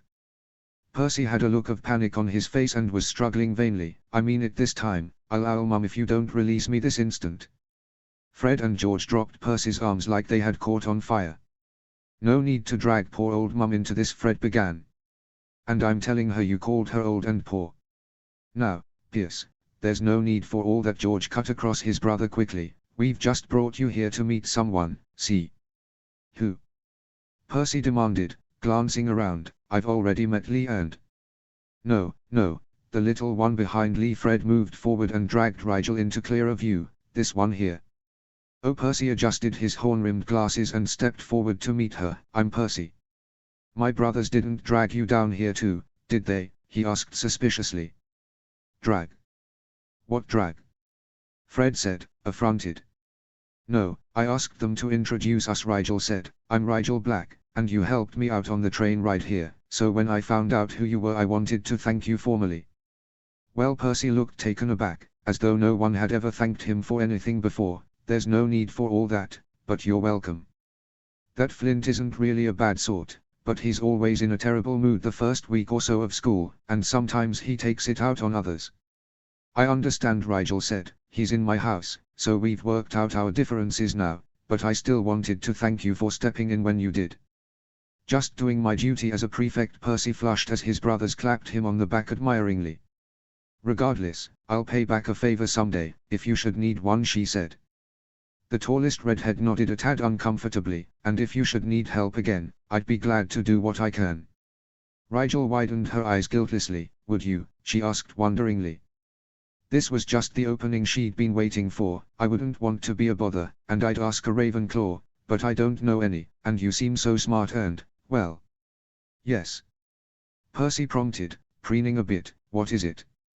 "Well, I'm curious about so many things, but sometimes I don't understand it the way the book explains." "Could I come ask you when I get confused in my studies?" she asked, making sure her voice was filled with innocent hope. "Of course," Percy assured her. "Far be it from me to keep an eager young mind from knowledge. Anytime you want to discuss something academic, just come up and knock on the Gryffindor common room. Fred and George can show you where if you don't know, and even if I'm not there, someone will be able to find me." "Okay." Rigel smiled her best please like me smile up at the prefect. "Yes, well." Percy adjusted his glasses and nodded curtly to her. "Just maybe don't wear that tie, and it should be fine." With that, he said goodbye to Lee and his brothers and started back up the path toward the castle. "Well, I'm impressed," said Lee when Percy had gone. "It took Fred and George 3 months to get an invite into the Slytherin common room. Though they never did let us come back after that first time," Fred said wistfully. "Some people just can't hold their jinxed canary creams." George shrugged. "But we would have let you in the common room supervised of course if you'd just asked." "I just wanted to talk to your brother," Rigel said honestly. "I think he'll be a wonderful resource for my studies." Sure, whatever you say," Fred said. "Just don't forget to stop in and say hi when you come up to the nest," George added. "We gotta go. Oliver's getting the team together tonight to talk about trials next week and McGonagall wants to talk to me about commentating," Lee said after performing a Tempest spell. "We've got just enough time to grab dinner first." "Nice meeting you, Lee," Rigel said. "One day I'll believe you," Kid Lee laughed as the three of them ran off, "but not today." Dinner was spent nervously twisting her vegetables across her plate and avoiding Draco's increasingly exasperated questions about where she went after herbology. It was Pansy who finally shut him up. "Draco," she said repressively, "sometimes Rigel is going to disappear for no apparent reason, because that's just the kind of person he is. The sooner you accept that and learn not to care where he goes when he wants to wander off alone, the happier you and everyone around you will be." Draco set his face mulishly, but subsided for at least that moment. He started to wind up again when Rigel told them she had somewhere to be after dinner, but a look from Pansy made him shrug as nonchalantly as an 11-year-old could manage and head toward the Slytherin common room without another word. Rigel approached Snape's office in the dungeons with slow, deliberate steps. She'd waited exactly 5 minutes after the professor had left the staff table to head to their appointment, because she wanted to seem respectfully punctual, but not overbearingly impatient. The door to Snape's office was made of sturdy oak, and was one of the rooms she hadn't been able to explore yet. She knew the password when it was locked was Asclepius from the Marauder's map, but it was also warded with a magical signature when the professor wasn't inside, so this would be the first opportunity to satisfy her curiosity. Or it would have been if she wasn't so nervous. What if he hated my essay, or too many of the things I wrote down were obvious? She thought unhappily, I thought the assignment seemed too easy. There was probably a trick somewhere I missed and now he's going to think I'm the dumbest student who ever had the nerve to waste their professor's time. She knocked gently, but firmly on the wide door and turned the silver handle, curious metal to use on a door handle, immediately when she heard Snape call enter, from within. Disproportionately relieved that he hadn't just told her to go away, she entered the small, square space, closing the door softly behind her. Professor Snape's office was a sparse, airy room, decorated with the most gruesome of potions ingredients, which stood like trophies on shelves about the walls. There were no books, no art besides a portrait of Sorlaser Slytherin, and no furniture besides the basic wooden desk and the chair Snape was sitting on. His desk was empty but for a stack of order forms and trays that looked like they'd hold essays later in the year. His chair looked fairly comfortable, indicating he likely sat in it for a few hours a day at least, but Rigel thought he probably spent most of his free time in his personal quarters, and that this office was just for show. She could certainly see how it would be intimidating, especially since the students who came to ask help from the potions master would have to stand. Professor Snape looked up from his order forms as she moved to stand in front of his desk, feet shoulder-width apart and hands held folded behind her back. She gave him a stare that was deferential, but defiant in the pride that it revealed. It said that she respected him, but if he'd called her here just to ridicule her she would not back down from defending herself.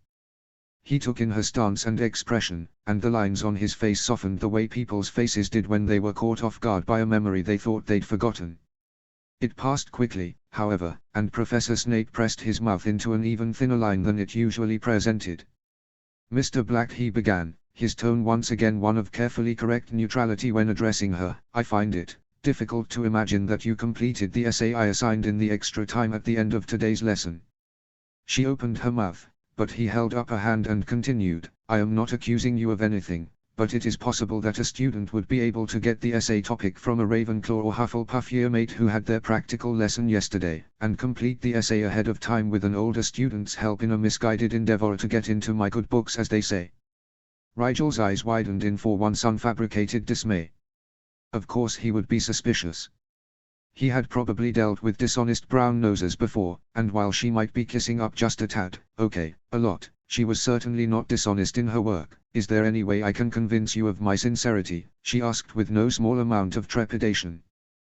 "There is," Snape said. "Since you apparently do not require references when writing such an assignment, I would ask you to write another now, in my presence. Know that I do not mean to attack you, Mr. Black. This is just a way for me to accurately gauge your capability, but if you choose to, you may leave here without writing this assignment, and as far as I am concerned our dealings will remain the same as any of your Slytherin classmates." "I did not bring quill and parchment," she said grimly.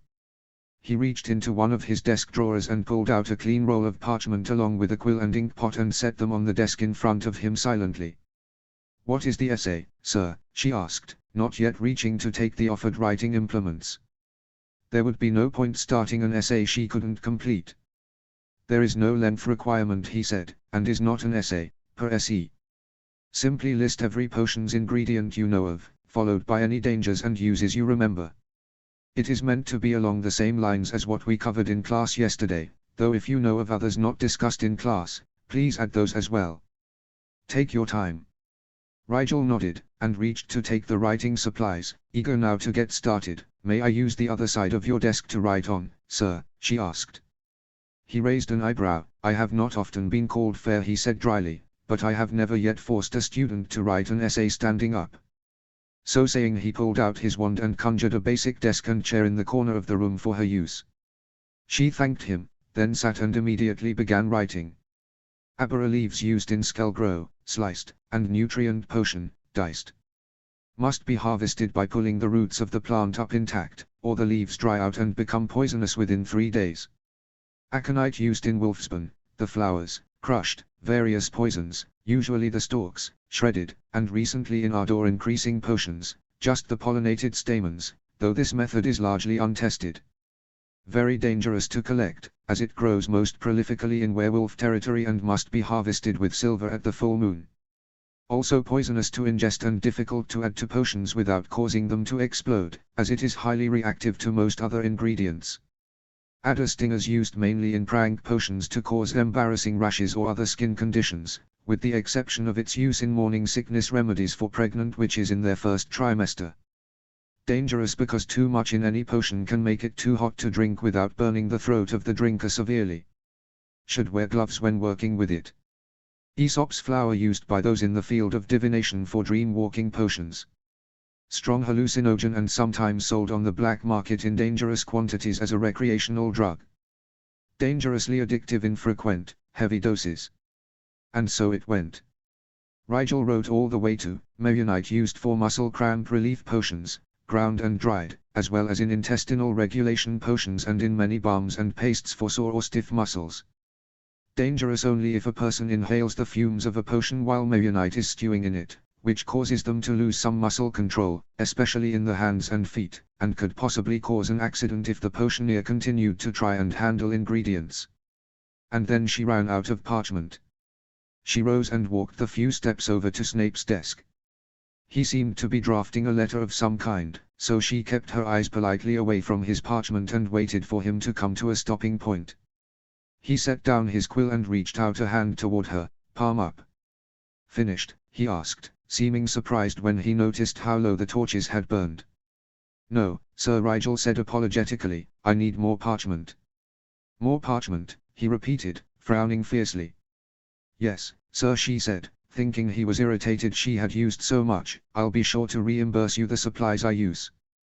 He scowled blackly. Give me that. He snatched the roll of parchment from her hand and unrolled it, staring at the writing on the front, then slowly turning it over to the back side, which was also filled with small, evenly spaced writing. I only got halfway through the MS, she said helpfully. His eyes snapped up to fix on her. Sit. Now. He crooked his finger at the chair she was sitting in, which zoomed over to face his desk and gestured imperiously for her to use it. She sat quietly while he sank slowly into his own chair, his eyes moving rapidly across, then down, the scroll. She mentally composed the rest of the ingredients she remembered, in case he asked for her to recite them orally instead of finishing the essay. Minutes passed in silence, the only interruption when Snape flipped the roll over to the back impatiently and kept reading. At last, he flung down the roll and pinned her with an iron stare. Do you have a photographic memory, Mr. Black? He demanded. No, sir, she said.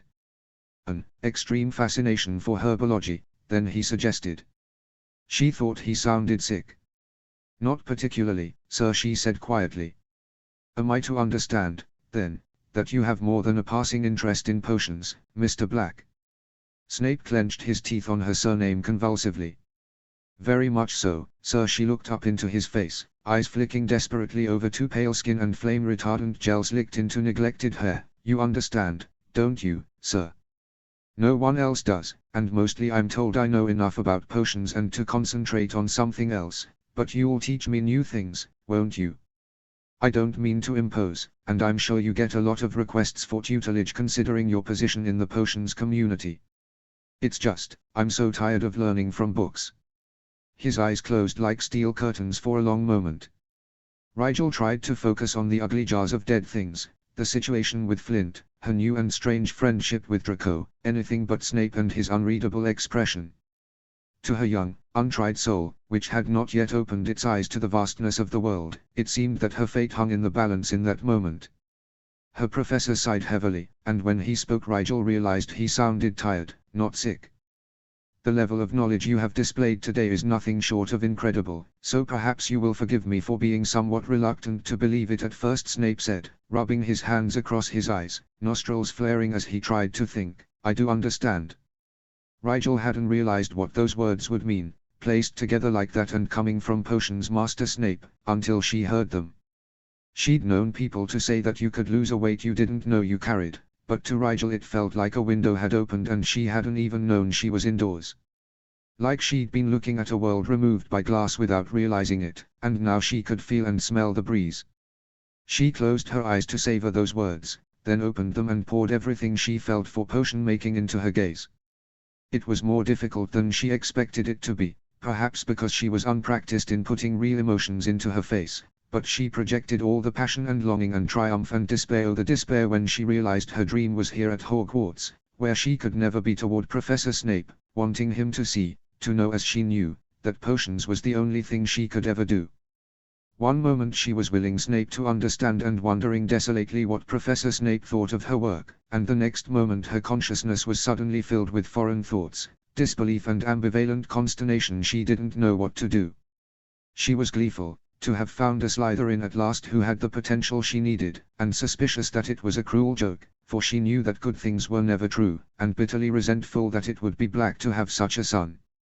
A son that by rights the universe should have given him, one who was wasted on black if the boy had to spend his life and talent learning potions from a book, and then she was gasping for air, feeling familiar things, like her own bewilderment and nausea.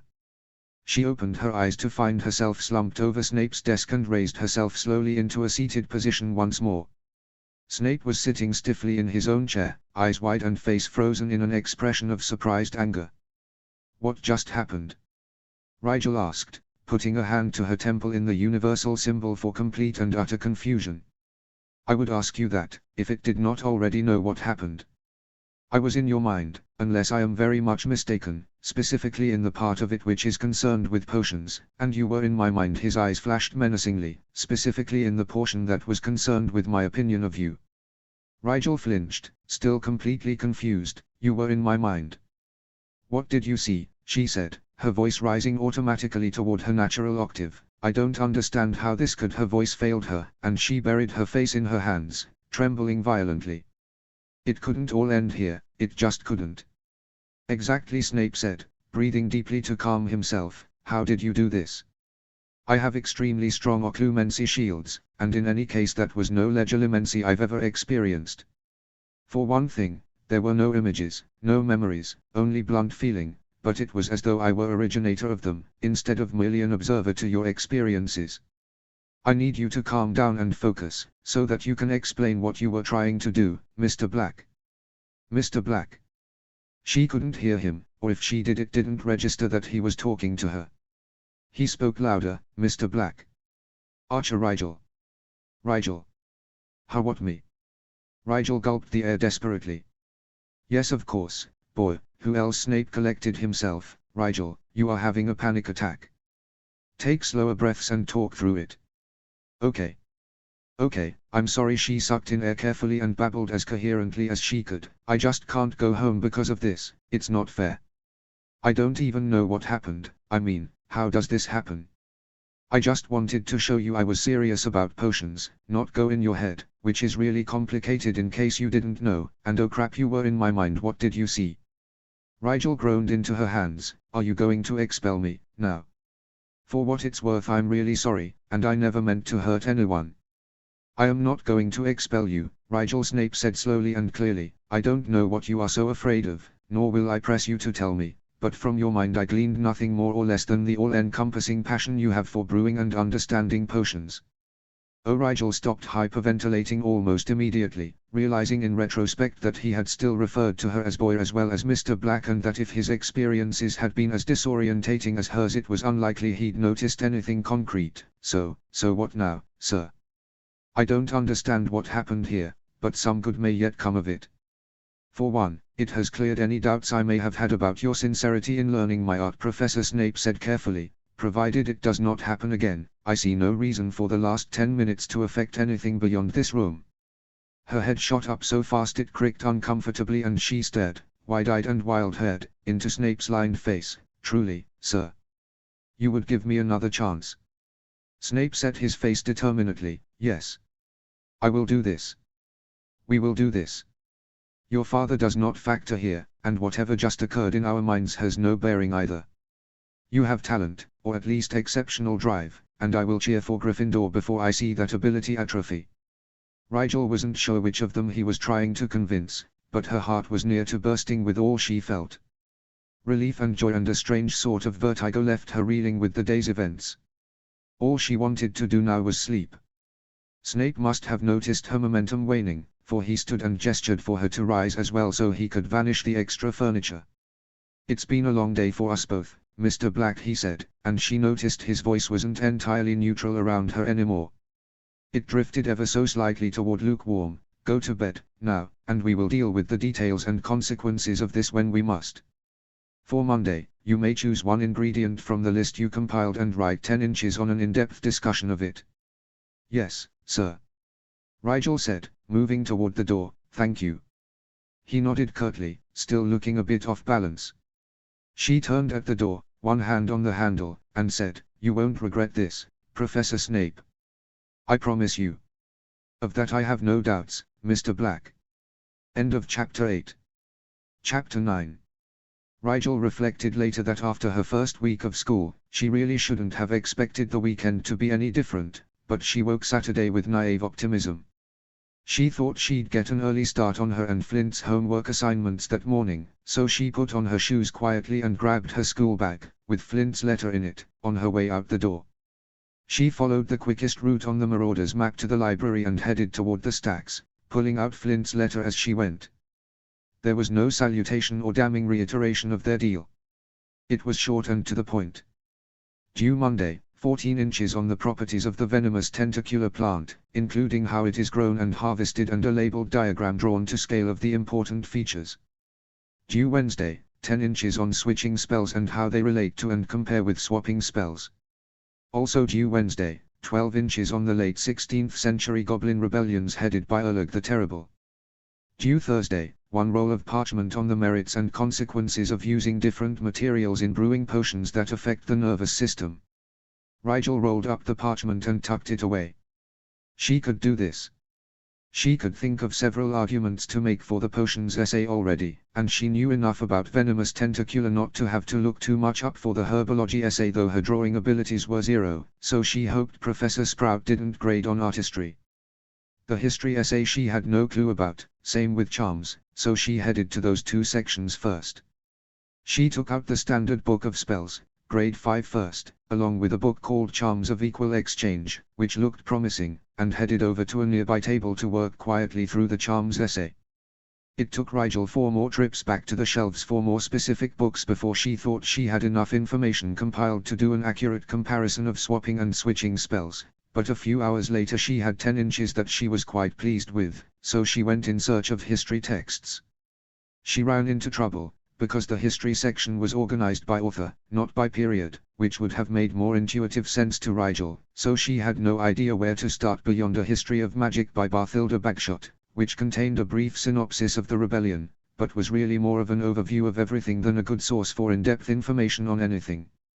Rigel only had an hour to look before she would be missed at lunch, and she had already skipped breakfast anyway, so she returned the charms books to their places and went to ask the librarian for help. Madame Pince sat like a ramrod behind her ornate desk in the center of the library, stamping books lovingly as she picked them up from the returns pile, while her eyes raked the stacks for funny business. There was something vulture-like about her that wasn't in her stick-like posture, but in the air of underfed savagery about her as her thin, bony hands grasped at the covers of her books with a desperate sort of hunger. "Excuse me." Rigel kept her voice to a sotto whisper that wouldn't disturb the peace of the library. The older woman turned her clear, sharp eyes on her. "What?" she said in a harsh whisper. "I need information on a specific goblin rebellion," Rigel said softly, but I don't know what book I need or who it's by, so I wondered if you had an idea. Which rebellion? She asked impatiently. Erleg the Terrible uprising in the late 16th century, she snapped. Yes, north side of the fourth stack to the left in that section. Sixth shelf from the bottom. There are 3 texts, all written by Wilhelm Apofsky, embossed with silver on the spines. Now go, and be quiet. Rigel blinked several times, but obediently turned and made her way back to the history section. She wondered at the kind of mind capable of retaining such exact information, and thought she understood why Dumbledore didn't replace the old woman with a gentler soul. She counted the stacks and found the books Pince recommended. They looked like exactly what she needed, so she carried them to her table and started compiling information for the history essay.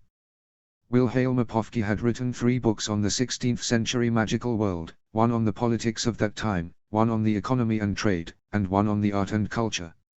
Erleg's rebellion was discussed in each of them, in light of how it affected each aspect of the time period. Rigel had about 8 inches written when she glanced at the big clock by the doors to the library and realized she had 5 minutes before lunch started. She rolled up her work reluctantly. It turned out Erleg was a fascinating goblin for his time period, and had invented several revolutionary techniques for goblin warfare, most of which essentially starved their wizard enemies into desperation by cutting off trade options until they agreed to renegotiate the goblins' contracts. Rigel stacked the 3 books on the 16th century and toted them over to the checkout desk so she could finish the essay in her room later. Madame Punce looked at her sourly, but pulled the books toward her to update the checkout logs. Name? She asked curtly. Rigel Black. Madame Pince froze, her hands clutching at the air convulsively. Black, she choked out, springing into movement and grabbing the books away from Rigel with a speed that belied her age. No books for you, she glared at Rigel, who was too stunned at the can of vitriol she'd unknowingly opened to defend herself, her nostrils flaring as she exhaled fiercely. Sirius Black nearly burned down my divination section. Most of those books are handwritten accounts of long-dead seers, priceless tombs of knowledge. No son of his is welcome here. Out. Get out, she was shrieking by the end of her tirade, and Rigel was drawing dirty looks from students trying to study, so she abandoned the books and hightailed it out of there as fast as she could. More and more it seemed as though pretending to be Sirius' son was more of a hindrance than a help. Rigel didn't slow until she passed a series of paintings that were unfamiliar to her and realized she hadn't been paying attention to where she was going. She moved into the shadows behind a suit of armor and took out the map, pretty sure she had gone up a flight of stairs or 2 in her hurry to get away from the monster librarian. Sure enough, when she said her name out loud, the map zoomed into the eastmost corridor on the 5th floor. Deciding the best she could do was go to lunch and work out the library situation later, Rigel hiked up her book bag, rezipping it when she realized she had left it hanging open. It wouldn't do for her letter from Flint to fall out accidentally, no matter how innocent it seemed. After double-checking the map for the quickest route, Rigel made for the set of stairs at the end of the corridor, which were made of crumbling stone and only wide enough for 2 people, but which led directly to the 3rd floor, bypassing the 4th floor completely for some reason probably only the founders understood. Rigel was halfway down the stairs and thinking longingly of rice pudding when something hot pierced her calf from behind. She recognized the feel of a trip jinx immediately. It was one of Archie's favorite tricks to play on her, and she immediately brought her hands up to protect her head and face. She had time to think she would definitely be missing lunch, and then she was toppling, her bag swinging wildly out in front of her and pulling her ever further off balance, down into oblivion. When she woke, it was to sharp pain in several places on her body. Her throbbing neck could be explained by the uncomfortable angle it was tilted at, half scrunched against the bottom step of the stairs she'd apparently bounced down, if she bruises that colored her limbs were any indication. Her tongue felt swollen, as if she had bitten it at some point, and she thought at first her back was injured, because of the awkward position it was in, but then realized she was laying on top of her book bag. She hoped the essays weren't too squished. She braced her right hand against the steps to roll herself onto her knees, but when she shifted her left hand she let out a whimper that was pitiful both in volume and in the pain it expressed. After carefully maneuvering around that hand, she realized the strap on her bag had been wrapped around her left wrist when she was tripped, and that the fall had caused it to tangle in her other limbs and tighten forcibly until her wrist snapped under the strain. She prodded the broken appendage miserably. Curse Archie and his insistence on unbreakable straps for all their bags. Rigel levered herself up onto the bottom stair with her right arm and her legs, wishing she knew a spell to detangle the strap from her broken wrist. If she tried to do it manually, there was no guarantee she wouldn't pass out again from the pain. She decided she could possibly carry her bag in her right hand, keeping the extra strap slack, until she got back to her room, where she could find a pair of scissors. She had just checked to see that nothing had fallen out of her bag on her impromptu flight when cheerful voices came from the corridor ahead. She arranged herself as casually as she could and tried to drape her robes over her left hand inconspicuously as the voices grew louder and two boys came around the corner. It was Ron and Neville, obviously on their way back from lunch.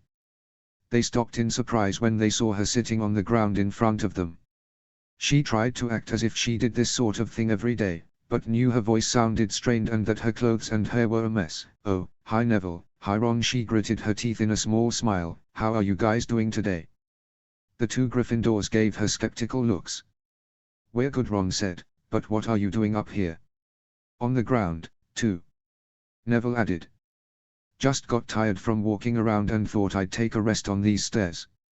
I didn't realize how out of shape I was until I came to school here." "This castle sure doesn't breed lethargy, huh," she said.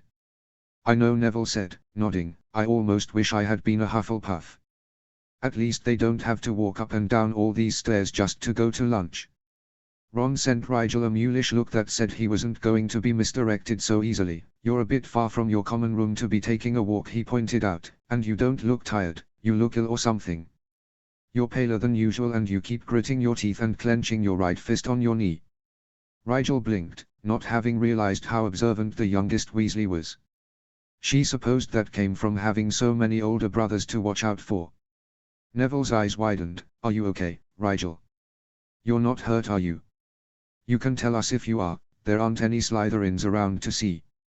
Rigel thought Neville was taking the Slytherin thing a bit too far. After all, the Sorting Hat wasn't going to resort her after the fact because she stopped acting like a Slytherin, but she just summoned up another small smile and said, "Don't worry so much, Neville. And I just missed breakfast and lunch, Ron, so I suppose I am a bit peckish."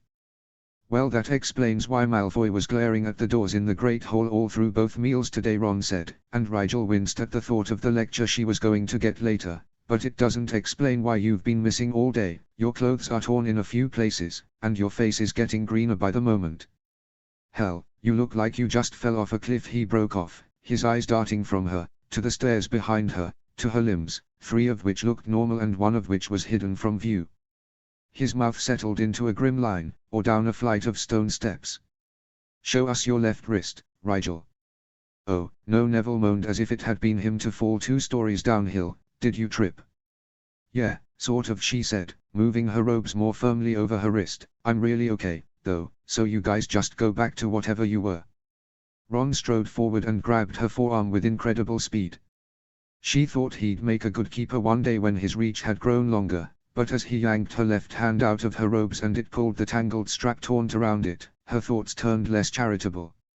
An ugly cry was ripped from her throat, and Ron dropped her arm with a startled sound of his own. She cradled it protectively, blinking back another wave of tears, and Neville hissed sympathetically. She looked down at her wrist. It was still trapped in the book bag strap and bent unnaturally away from her. Her hand was purple from the blood being constricted by the strap, and she swallowed heavily. It really did look pretty bad. "That's broken," Ron said. "Neville, stay here while I go find a professor or someone who knows where the hospital wing is. I think it's somewhere on the 1st floor, but it'll take too long to try and find." "No." Rigel gasped out, "No hospital wing." They looked at her like she was crazy. "I hate hospitals," she said, "and doctors, and meaty wizards and witches, too." "Well, you can't just leave it like that," Neville said. "It has to be set, and healed, right?"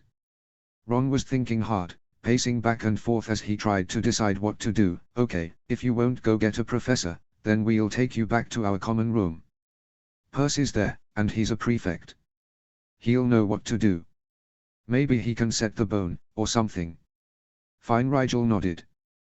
The pain was starting to overwhelm her as her brain slowly allowed her nerves to receive distress signals once more. In short, her shock was wearing off. Neville helped her stand and balance as Ron held her book bag for her carefully, close enough to avoid pulling on her wrist but far enough to avoid accidental jostling. The three of them made their way slowly back up the stairs, down the 6th-floor corridor to another flight of stairs, until they stopped in front of a huge portrait of an overweight woman in pink. She knew it was the entrance to the Gryffindor common room, though she had only seen it on the map. Flitterglibs, Ron said clearly, and the portrait swung outward to reveal a hole behind it large enough to clamber through. They all piled in carefully, and Neville took her bag from Ron and led her to the furniture in front of the fire while Ron ran off to find his brother. She had been sitting on one of the plushy red couches for only a minute or so when something that sounded like an avalanche came clambering down a nearby set of stairs. Judging by the number of stairs placed around the room, Rigel thought they must lead to dormitories. The crashing sound turned out to be Fred and George, both of whom were laughing uproariously as they pulled a protesting Ron along behind them. "No, Fred," George, Ron grunted, "I have to get Percy, I don't have time for this." "Percy is incapacitated," George said in between laughs. "I promise you really don't want to see him right now, baby brother." "No. Gred or Forge or whoever you are, let go of me. I need Percy right now." Now, Ickle Ronikins," Fred said, "what could you possibly need Percy for when you've got us?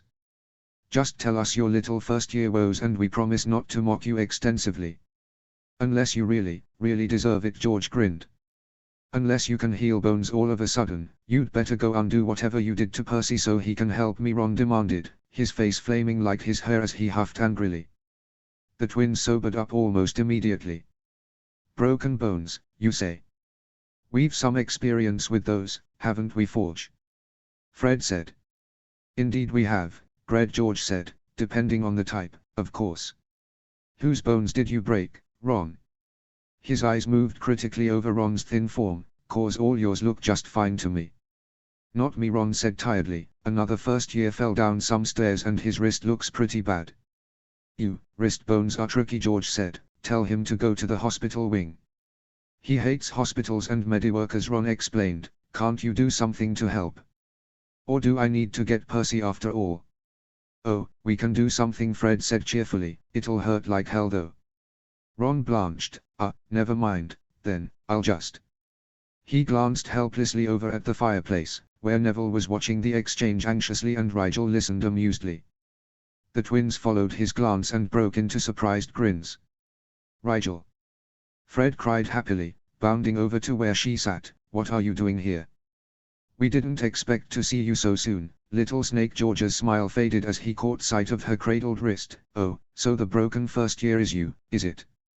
We might have known. You do have a talent for falling downstairs." Puppy Fred examined the break, then shook his head grimly. "I'm afraid we're going to have to amputate this." Ron blanched again and Neville wobbled dangerously on his feet.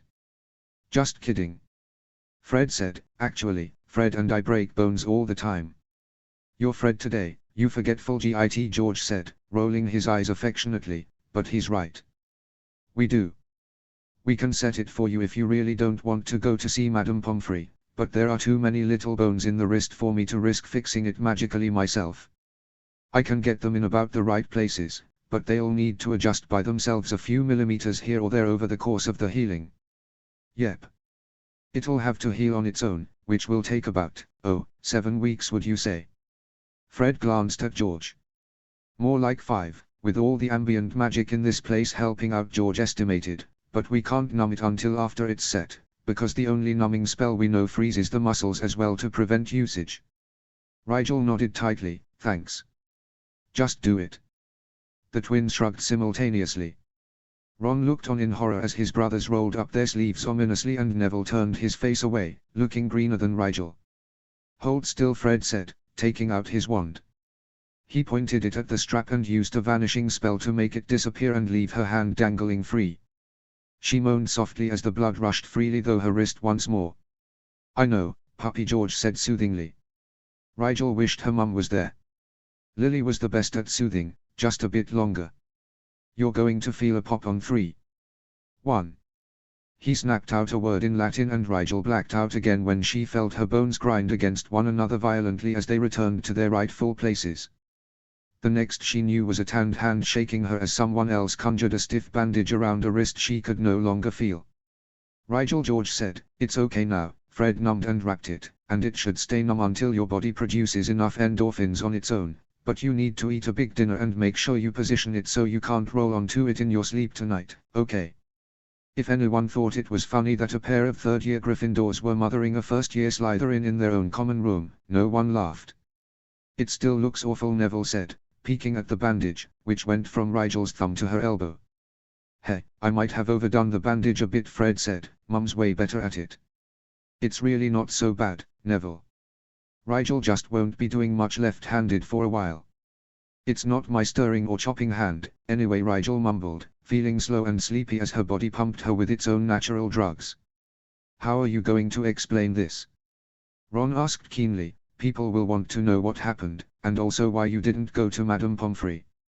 I would like to know that, too, George said mildly. The last time you fell down a flight of stairs, we ran smack into you in the dark. His youngest brother sent him a questioning glance, which George ignored. And you don't strike me as the clumsy sort, so who ran into you this time? No one ran into me, she said honestly. I tripped. Who tripped you, then? Fred asked. I don't know, she sighed. They got me from behind. It could have been anyone, but it was on the 5th floor, east side. So chances are, it's a Gryffindor, Ron said grimly, glancing around the common room. Maybe not, Rigel said. It would be remarkably Slytherin to stage an attack as far from the snake den as possible. Either way, someone wants our new toy to be hurt, Fred said sadly. I'm afraid when we find out who did this we'll have to show them what's what, Gred. Well, of course we will, George said, his casual words contrasting with his steady eyes, or my name isn't Forge. After thanking Fred, George, Ron, and Neville for their help, and swearing them all to silence, Rigel made her way down toward the dungeons with her newly repaired book bag, courtesy of George. She'd fixed her bandage so that it was short but tight. It wrapped around her wrist and thumb, but as long as she let the arm hang by her side or kept it in her pocket, which she wasn't actually supposed to do, as it should be elevated, but needs must, the sleeves of her robes would cover it. As far as Rigel was concerned, no one ever needed to know of her injury. That would only lead to a trip to the hospital wing, and who knew what Madame Pomfrey would be able to tell with her experience as a Meadow witch. Rigel couldn't take the chance that the healer would know a girl when she saw one, no matter her disguise. She entered the common room quietly, but her labor of stealth was not to bear any fruit. She had barely closed the door when Pansy called out from one of the study tables, "Rigel, there you are." Rigel turned just in time to see Draco's head whip around towards her with molten silver in his eyes. It was sort of pretty, but she didn't think it was a good sign. She walked in no hurry over to where they sat. Making sure her left hand was safely out of view, she placed her book bag on the table with her right hand and sat down next to Pansy, with Draco opposite them. She knew Draco was dying to know where she'd been, but she also knew he wouldn't ask out of pride, so she feigned ignorance, politely asking Pansy how her day was going instead of answering the myriad questions simmering in her friend's eyes. "It's not going very well, I'm afraid," Pansy sniffed. "Certain nosy people kept wondering where you were, and of course I didn't know, and then there's this charms assignment that doesn't make any sense," she sighed prettily. "I don't think I'm very good at charms." "I think your many charms are the best thing about you," Rigel said, summoning the energy to pull her own charms assignment out of her bag. "Oh, you know just what to say to make me feel better," Pansy smiled happily. "Let's get this finished so we can have the rest of the day off." Rigel turned to her assignment. It was a worksheet that asked them to answer yes or no to whether they could lift each of the objects using Wingardium Leviosa or not. There were things like apples, rocks, tree limbs, etc. Pansy kept practicing the charm, trying to gauge whether it was strong enough to lift a dinner plate or not. Rigel just put no for everything except a human and called it done. Pansy finished hers soon after. "Wonderful," she said, rolling up her assignment. "I feel like going for a walk." "Well, I haven't finished my potions essay yet," Draco said moodily, "so I guess you'll have to run along without me." "Actually, I haven't finished mine either," Rigel said, "but perhaps we can go walking another time, Pansy." "But you looked like you finished yours in class Friday," Pansy said. "And if you weren't in the library working on our charms and potions assignments, then what were you doing all day with your book bag?" Draco nodded his head at the bag that had brought her so much trouble that day. "I got kicked out of the library before I could get any work done. Then I went for a walk," Rigel said. Kicked out. What did you do? Pansy asked. Nothing, Rigel shrugged. Draco huffed exasperatedly, whatever. Let me see your potions essay. I'm not sure mine makes any sense in the last section. I don't have it, Rigel said. Then go get it. Draco waved her toward the dorms. It's not there either. I finished it already and gave it to Professor Snape, Rigel said, pulling out a clean sheet of parchment with her right hand and carefully pinning it down with stones while she pulled her dicto quill out as well. But you just said you hadn't finished it. Even Pansy looked slightly exasperated with her now. Snape gave me another one to complete for Monday, Rigel said. Snape gave you extra work just for turning something in early. Draco said, bad luck. He's usually nicer to Slytherins. No, I asked for the extra work, Rigel said absently, missing the look her friends exchanged that said Rigel was crazier than they'd thought. Do you mind if I dictate my essay? She asked Draco. Why don't you just write it? I'm incredibly lazy, she said solemnly. Pansy and Draco didn't seem like they believed her, but neither could come up with another reason why she'd want to dictate it, so they let it be. Draco shrugged his permission and Pansy left to find Blaise to escort her on a walk around the grounds. Quill start, Rigel said, and the dicto quill sprung to upright attention over the parchment. Essay on Nymu's breath. New line. Nymu's breath, commonly called the Widowmaker for its history as the main ingredient in Merlicide, the poison of choice for women seeking to murder their husbands, is a small, blue flower with sharp, black thorns. It is commonly found in dark, damp caves near salty bodies of water. The flower is the only part of the plant useful for potions, and the flower is usually placed in the cauldron hole, unless the potion specifically calls for the essence or perfume of Nymu's breath, such as in certain inhibition-lowering potions. As such, special care must be taken when harvesting to ensure the petals don't separate or become crushed.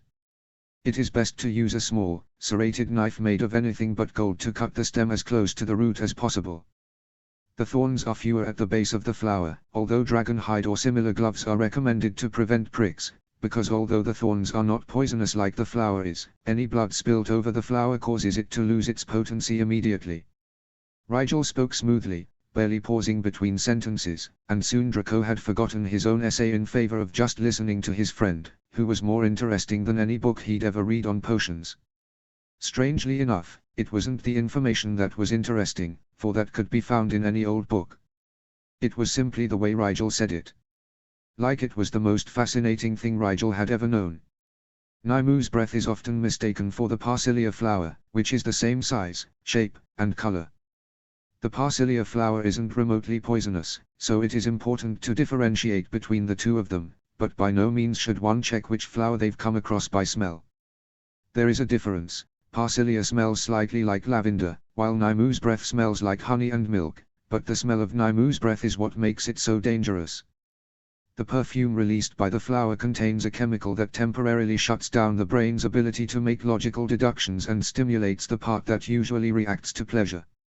Inhaling it directly causes a wizard to feel so irrationally happy and satisfied that he often refuses to leave the flower, taking in more and more of the perfume and neglecting to do anything else until he either dies of dehydration or exposure or is rescued by someone unaffected.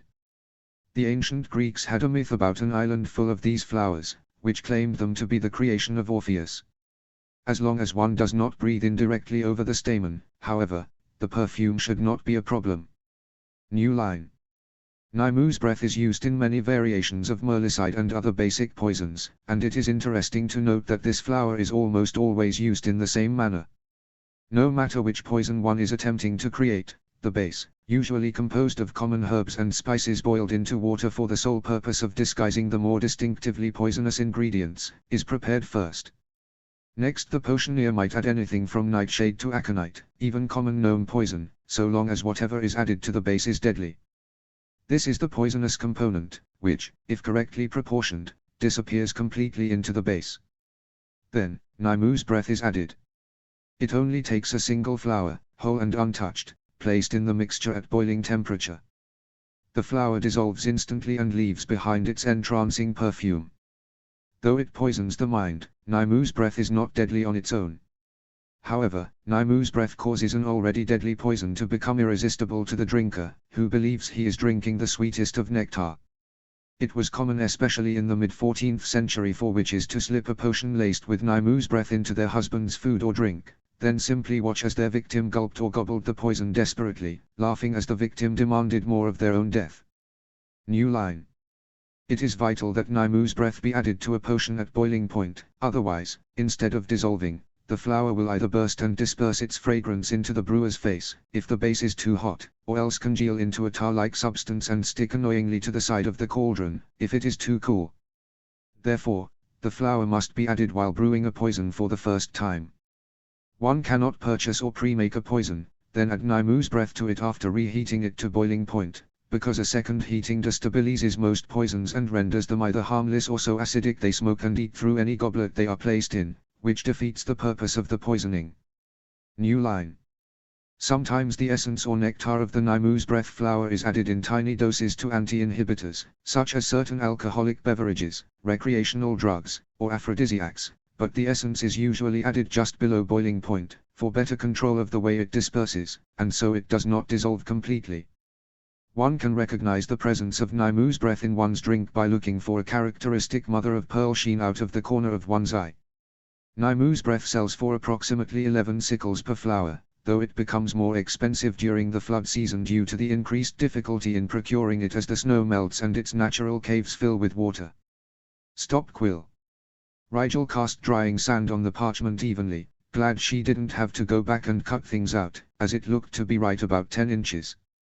She turned to see if Draco still needed help with his essay, but he wasn't working on it, and the tip of his quill had long since dried of ink.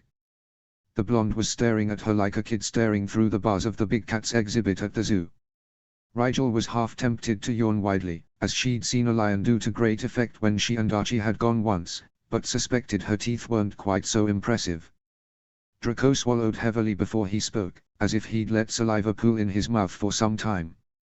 Rigel wondered if she'd bored him into a stupor and he'd started drooling, or at least the closest a Malfoy came to drooling, like Goyle did during History of Magic. "Why are you even in potions?" Draco asked bluntly. Rigel raised an eyebrow to communicate her confusion. Draco ran a hand through his hair, something he seemed to do a lot around her, saying, "I mean, it sounds like you already know everything. You should be teaching this stuff or something." "Maybe I know more than the other first years," Rigel said, frowning, "though I still don't see why parents wouldn't teach their kids this stuff, but by potions master standards I'm a raw beginner. Knowledge of ingredients and recipes to a potions master is like knowing the ABCs is to a great poet. I've learned all I can on my own, but I need years of instruction before I can even qualify for journeyman status. I have to know much more than facts about components. I have to develop instincts, and learn the things they don't put in books, because they are only guesses someone's made off of intuition and there's not a clear logic behind them.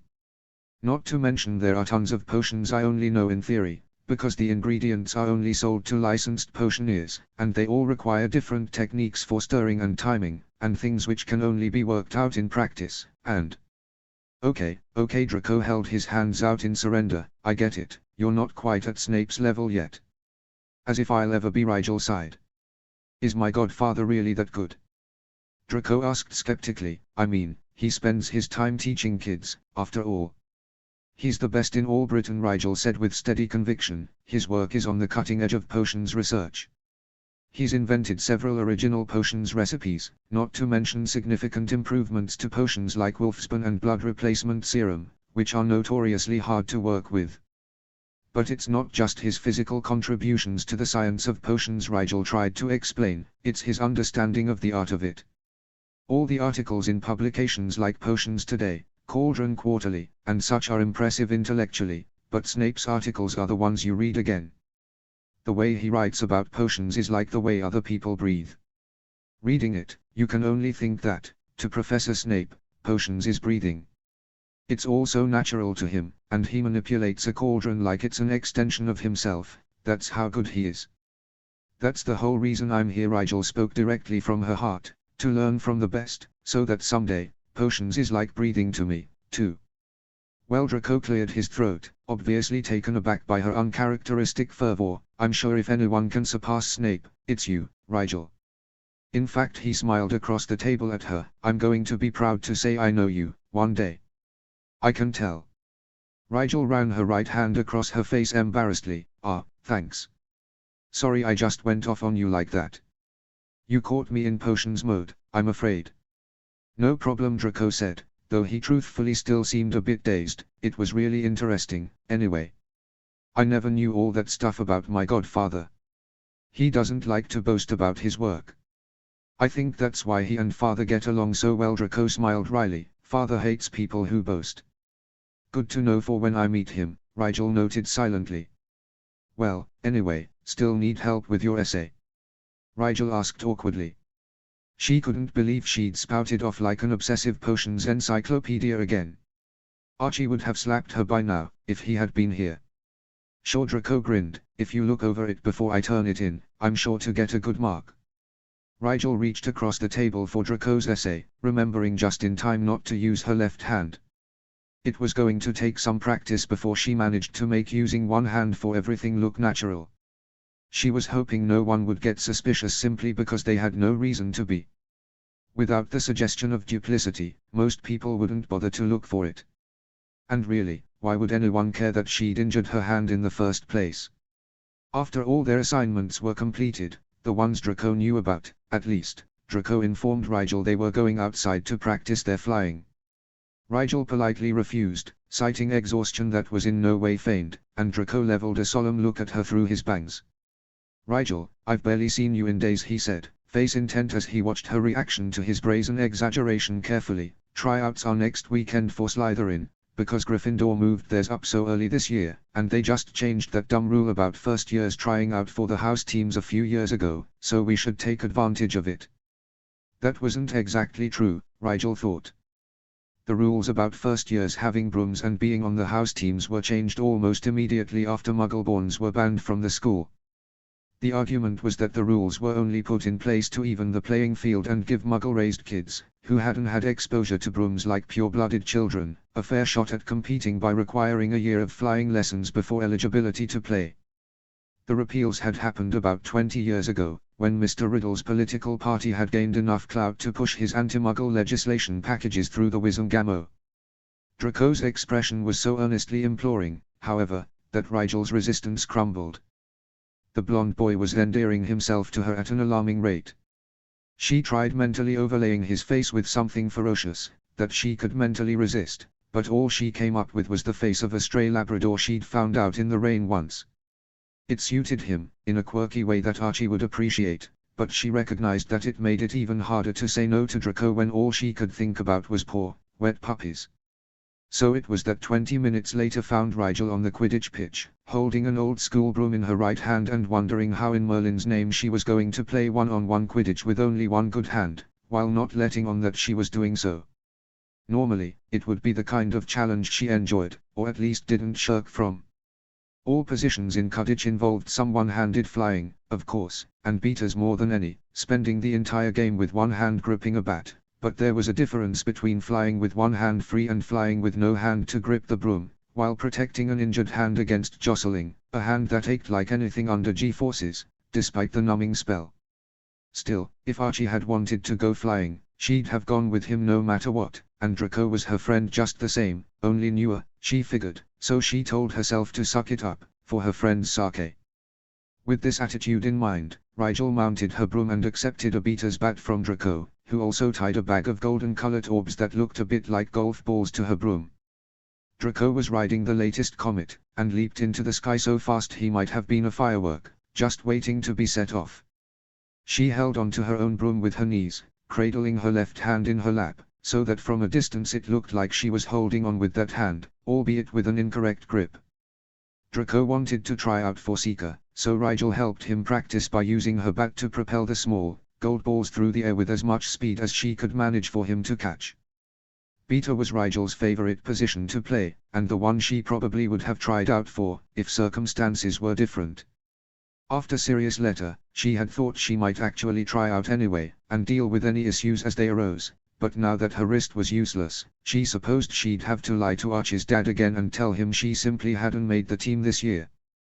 Draco wasn't too bad as far as she could tell.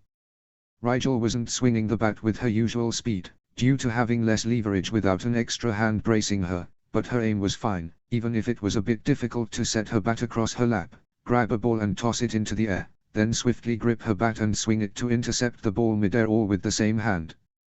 Rigel gave Draco a good workout by sending the little balls one way, then the other, for about an hour.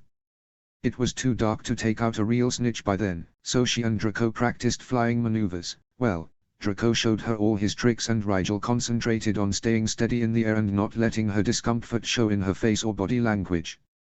10 minutes before dinner, they headed inside. Draco was grinning confidently, hair stuck wildly about his head and cheeks flushed from the exercise. Rigel's face was pale, and she was sweating.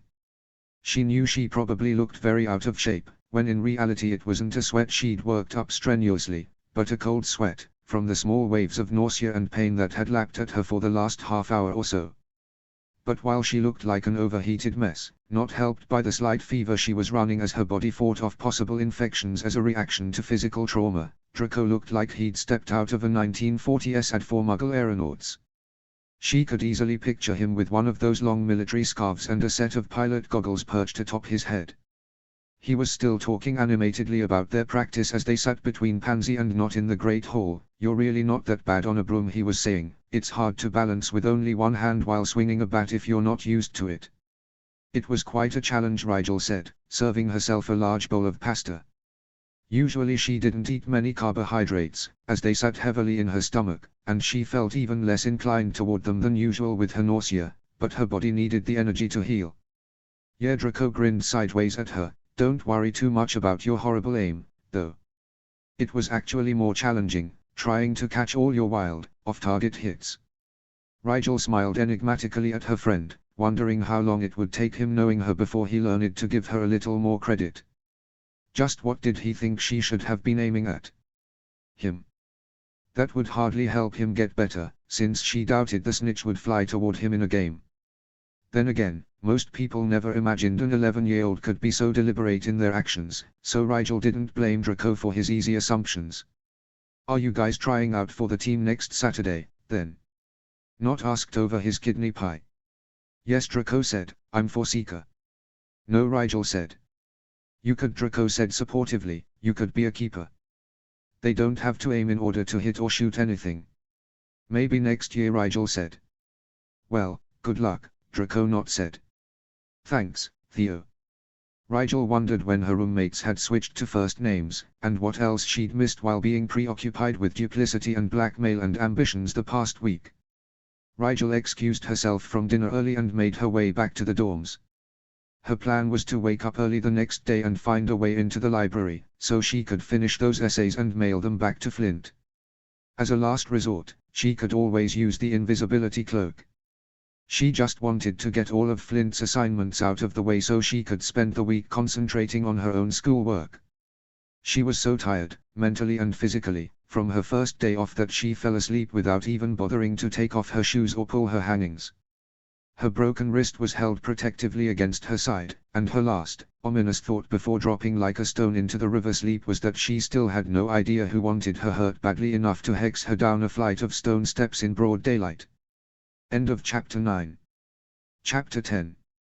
Sunday began less optimistically than Saturday, but much more creatively. Rigel was up before even the sun, quietly gathering her school bag and leaving her two roommates dozing quietly behind their velvet hangings. She had a tentative plan in mind that had the benefit of appeasing her curiosity while also helping her finish Flint's essays. Map in hand, Rigel made her way carefully through the basement corridors, which were above the dungeons, but below the ground floor. She had already explored some of the basement with Pansy on their first walk, but they'd only gotten as far as the Hufflepuff common room before heading up to breakfast. A part of her, the part that liked to glory over secret potions knowledge in the dark of the night and the part that would rather do important things alone, in case they went badly, than accept the help of a friend, was glad she would be exploring this next corridor of the basement alone.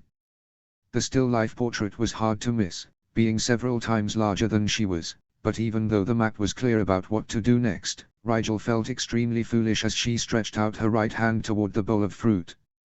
She copied the tiny figure on the map and tentatively tickled the giant green pear.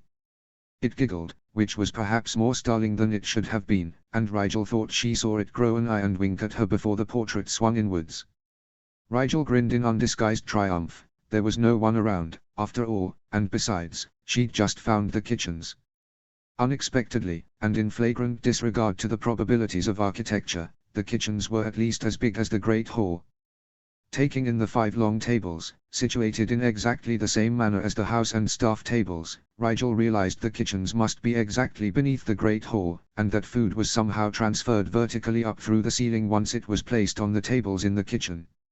Also unexpectedly, the kitchens were a great deal noisier than the Great Hall during meal times, which Rigel hadn't thought even magically possible. Pots and pans were being whisked from surface to surface by house elves, clanging and occasionally crashing into one another. There was a huge fireplace that roared impressively every time the grate was opened to add something to the pots of stew levitating over the flames. Rhythmic chopping and slicing noises came from elves cutting vegetables, and timers seemed to go off every few seconds, blending together in a way that Rigel would have found impossible to keep straight. Yet, woven through the chaos, there was order, or at least there seemed to be some kind of plan. The elves danced around one another, apparently thinking nothing of bear misses with sharp knives and boiling hot sauces, in a kind of beautiful pageantry that it would have taken humans years to even choreograph, much less attempt to execute.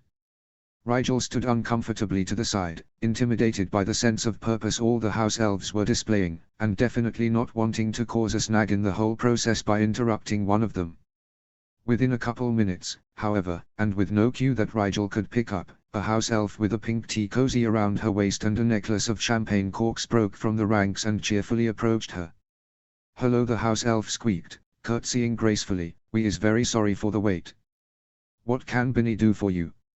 "Hi, Binny." Rigel crouched down so she was on Binny's level. "I don't want to bother you if you're busy making breakfast, but I was hoping someone here could help me with something."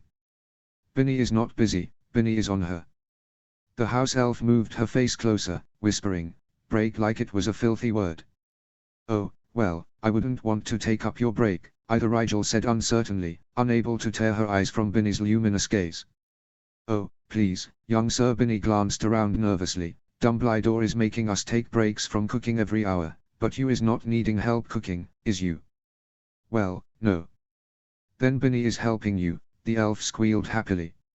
Rigel smiled ruefully at the happy little creature. "All right, I won't tell Dumbledore if you won't." Binny made an exaggerated zipping motion across her lips, bouncing on her toes excitedly.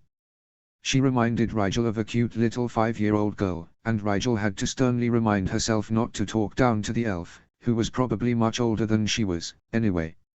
"I need to disguise myself," Rigel explained, "not for anything bad," she added, seeing Binny's look of dismay. "I'm not going to use it to break any school rules, I promise, but I need a uniform that doesn't have a Slytherin crest on it." Binny frowned dejectedly into Rigel's face. "We is not supposed to be helping students with mischief." "It's not even for mischief," Rigel said. "I'm going to use it to study, actually." Binny blinked slowly. "You is telling the truth?" "Binny can tell." "Then can you help me?" Rigel smiled imploringly at the house elf. "You guys do the laundry, right? Surely you could let me borrow another student's dirty robe, if I bring it back tonight so it can be returned." Binny shook her head fiercely, her ears swinging wildly. "No, no, no. We can't be giving you other students' dirty clothes." "Oh," Rigel sighed, "I understand. I wouldn't want to get you into trouble." Binny bounced nervously on her feet again, then froze, a look of fearful enlightenment dawning on her expressive face. She darted suspicious glances at all the other house elves, none of whom were so much as glancing their way, then leaned even closer and said, "Is you losing one of your robes?" "What?" Rigel whispered back, frowning in bemusement. "You is." Binny squealed loudly, and Rigel jumped with surprise. "If you is losing a robe, you is coming with me. The lost and found pile is right through here." Binny pitched her voice above the clanking of dishes and winked broadly at Rigel before taking off through the melee. Rigel scrambled to keep up, ducking and even jumping various bowls of food as she followed Binny over to a door on the other side of the kitchens. She emerged in a much quieter, but not much smaller room, which was filled with huge vats of water and lined on every side by labeled laundry bins. There had to be at least one for each dormitory in the whole school, judging by sheer numbers. Binny was waving her impatiently toward the right side of the room, where there was a large bin nearly overflowing with clothes that was labeled lost and found. Here you is. Binny grinned triumphantly up at her. Since you is wanting to find some robes, you must be losing them first. There is all kinds of lost things in here, and maybe you be finding something you is losing in here. Yes, young sir. Rigel smiled back at Binny. Yes, how silly of me, I'm sure I lost something I need to find in here. Thank you, Binny. She surveyed the bin critically. It looked like there was everything from Quidditch uniforms to high-heeled shoes inside. It was perfect. You better be taking anything you is finding, Binny said seriously. If you is coming back for it later, it is maybe not being here. Do people usually come back for their things, then? Rigel pursed her lips. She didn't like the idea of stealing anything someone actually wanted. Oh, no, young sir. Binny shook her head for emphasis. No one is ever coming for these things, but they is going sometimes. Going where?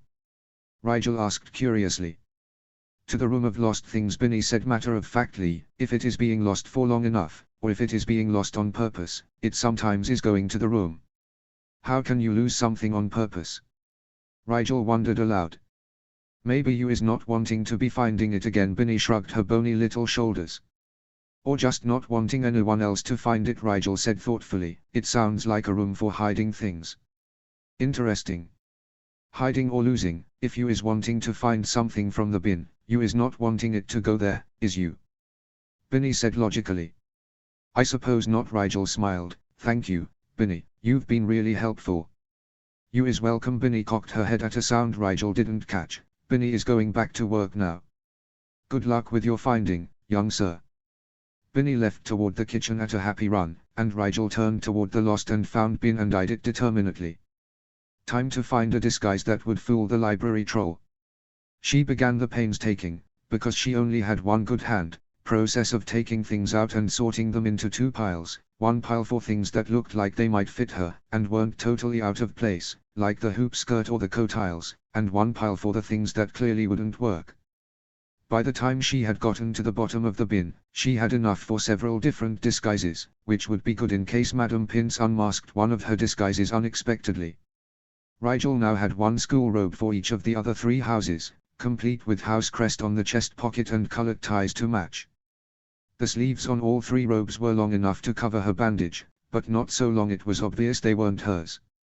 She found a pair of glasses that were just a little crooked, which she kept, and a fake handlebar mustache, which she immediately discarded as ridiculous.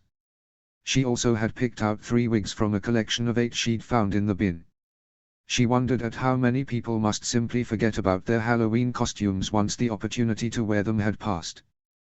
The wigs were an unexpected boon. Rigel had been planning on using one of the abandoned potions workrooms in the dungeons to mix up some basic hair dyes, but had been worried that the dye wouldn't take very well to her black hair. It would also be hard to explain if she forgot to wash it out.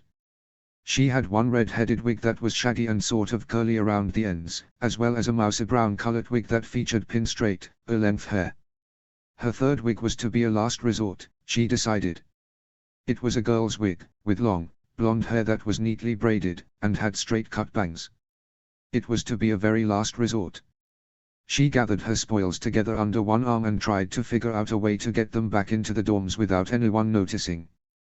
By the time she'd put everything back in the bins, there were bound to be other Slytherins awake in the common room, not to mention her roommates. Rigel struck upon inspiration when she glanced over the laundry bins lining the room. There was really no reason it wouldn't work. Rigel moved to the nearest bin. It was labeled, Ravenclaw 4G1. She peered inside, feeling oddly uncomfortable, and saw that unlike the lost and found bin, this one was separated into parts. There were 5 segments in the bin, and on cursory inspection all of them seemed to have female accoutrements mixed in with the generic school robes. Working from the guess that that one was the first bin for the 4th-year Ravenclaw girls, Rigel made her way around the room until she came to the bin that read, Slytherin 1B2. Sure enough, inside there were 3 segments, and in one of them she recognized Archie's bright gold boxer shorts. Why, Archie, why? She chose one set of robes for use right then and stuffed the rest down into her section of the laundry bin, along with the 2 extra wigs. The red-headed wig she kept, and stored carefully with the glasses and the red and gold tie in her book bag. She left the laundry room carrying the Gryffindor robes, with the crest hidden, and politely thanked Binny for helping her find her lost robes on her way through the kitchens, which were noticeably less busy than before. Binny winked cheerfully at her from behind a huge bowl of strawberries and told her to come back and visit soon. Rigel rolled the extra robes up using her knee as an awkward sort of table and pushed them into her book bag too, grateful for the undetectable expansion charm Sirius had added, in case his son needed to carry suspiciously shaped objects casually. She headed for the Great Hall, assuming that if the kitchens were slowing, breakfast must be starting. She didn't get any questions over breakfast about where she had been all morning, and no one seemed to think it odd that her left hand was kept in her lap at all times. Rigel used the opportunity to scarf down her porridge as fast as she could manage while staying within the bounds of proper Slytherin decorum. She smiled gratefully at her friends, trying to tell them without words that she appreciated them leaving her alone about her strange schedule, and as soon as she downed her glass of pumpkin juice, she took off again, determined to finish those essays before lunch. Rigel chose the bathroom closest to the library to change in, since that way less people would see her wandering around the school disguised as a student who didn't exist.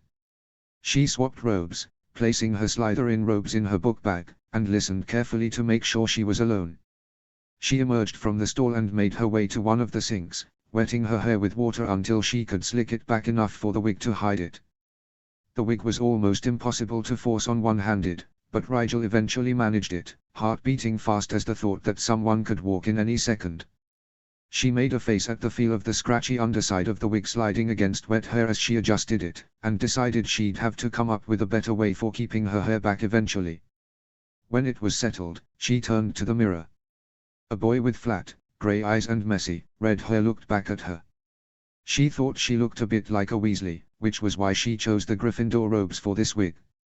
Hopefully, Madame Pince cared too much about her books to keep all the students straight, and a red-headed Gryffindor was a common enough sight not to cause the old woman to be suspicious. Rigel put the large, round glasses on her nose, and stepped back to take in the effect. With the glasses on, her grey contacts, which looked strange with red hair, were fairly obscured, and thankfully the glasses were reading glasses, not prescription, so they didn't mess with her already corrected vision much. In a flash of inspiration, Rigel rooted in her bag for her pot of ink. She carefully watered down a small amount until it was a murky grey and then dabbed the ink across her nose and cheeks with the point of her quill. She couldn't help but chuckle a bit at her reflection, which looked quite silly up close, but when she moved further away the ink blurred into freckles and she thought she looked like a passably different person. Satisfied, she stored the ink and straightened her robes, trying to look Gryffindor. After a few minutes of staring blankly at her reflection, she realized she had no idea how to look Gryffindor, or even what that would entail, so she mentally shrugged and hoped she could count on people seeing what they expected to. The library was quiet so early on a Sunday, though she didn't doubt it would be bustling that evening, when students tried to finish their homework all at once. Rigel casually looked away from the checkout desk as she entered, walking in a beeline toward the history section. She found the books she needed for the Goblin Rebellion essay easily, but decided to take them out one at a time, in case Madame Pince remembered recommending them to her, and she didn't think she could carry all three with one hand, anyway. So, with the book on the economy of the 16th century in hand, she grabbed a table and got to work. The glasses were annoying, but she learned quickly to slip them low on her face and read over the top of the lenses if she didn't want to go cross-eyed. The wig was itchy, but she dared not scratch at it, and strands of red hair kept falling into her line of sight and making her twitch with surprise. She finished the history essay an hour later, however, and the books on venomous tentacula were thankfully easy to find in the herbology section. She found one with colored illustrations and set to trying her hand at labeled diagrams. She sketched, not easy with a quill, and labeled and tried artfully varying her line thickness like the book did, and when she leaned back to appraise the end result, she nearly cried. It was awful. It looked like a 5-year-old had scribbled on the page and then someone else had gone back and written a bunch of meaningless words around the edges. Her rendition really looked more like the giant squid than the plant she was trying to draw, which, she defended herself, might have something to do with all the tentacles. Rigel crumpled her pitiful attempt into a ball and tapped her fingers against the table agitatedly. She couldn't mail the essay back without the diagram, but she couldn't ask anyone for help with drawing it, because it would be completely obvious that she was doing an older student's assignment. She supposed she could. She glanced at Madame Pince surreptitiously and cringed when she saw that the old woman was screeching quietly at a cowering Ravenclaw, who appeared to have dog-eared a couple pages in a book he checked out. No, she definitely didn't want to risk being caught actually defacing a book. Still, she couldn't think of any other way to get a decent diagram short of art lessons, and besides, Rigel argued to herself, it's not like she was going to make the book unreadable. No one would even be able to tell when she was done. She moved her book bag carefully over in front of her on the table so that it blocked the view of her immediate workspace from Madame Pince. With her left elbow bracing the book open, she began slowly and carefully tracing the lines of the book's illustration in ink. The ink pooled and sat wetly on the top of the page, not soaking in a bit as she'd expected, and Rigel breathed a sigh of relief. The book had been magically waterproofed, so it wouldn't actually take any damage from this. Still, she mentally vowed, when she got her allowance she would buy another copy of this book and donate it anonymously to the library in penance for being willing to damage it. Once she had traced all the major lines over in ink, she used her teeth to hold one edge and her right hand to hold the other, and slowly lowered her parchment down onto the wet page. The ink soaked up into the parchment perfectly, and when she pulled the parchment away, not thinking about how stupid she must look with parchment held delicately between her front teeth, she had a rough tracing of the plant diagram that was in the book. She set her stolen illustration aside and blotted the library book carefully, leaving it to dry completely before she shut it again. Rigel sighed with relief that Pince hadn't noticed, and filled in her tracing with details and labels until it was finished. The rest of Flint's homework was much easier to complete. Though the herbology and potions essays were the longest, she knew far more about the topics, so it was a work of an hour and a half to finish both of them. She returned the books while the sand was drying and, after painstakingly packing up her things one-handed, she averted her face once more on the way out the door. Rigel was more than happy to be able to take off the wig and glasses and wipe the freckles off her face in the nearest bathroom. That particular disguise would take some getting used to. Once more herself, she decided it would be best to get the trip to the Owlery out of the way first, and then spend the rest of the day with Draco and Pansy, if they weren't busy. Rigel made her way carefully up the steep steps leading the Owlery. The late morning wind was bracing, and she kept her chin tucked into her collar to keep her nose warm. Unfortunately, she sacrificed much of her line of sight in order to shelter her face from the elements, and the strength of the wind so high up dried out her contacts and forced her to blink rapidly and squint. It was because of all this, she thought, that she didn't see the small girl in blonde pigtails coming down the stairs until she had run smack into her. Later, as her left wrist throbbed in time with her heartbeat, she would wonder rather uncharitably just what the blonde girl's excuse was, but the pain of collision as it happened transcended even bitter thoughts. Both girls gasped as they fell sideways into the railing, Rigel with muted agony and the other girl with surprise and fear. The railings were quite strong, not even shaking as they took the full brunt of the girl's, admittedly meager, weight, but the little blonde cried out with terror and clutched desperately to Rigel's right arm, her left arm having been unceremoniously yanked out of the other girl's reach. 3 calming breaths later, Rigel felt safe in unclenching her teeth. "Are you all right?"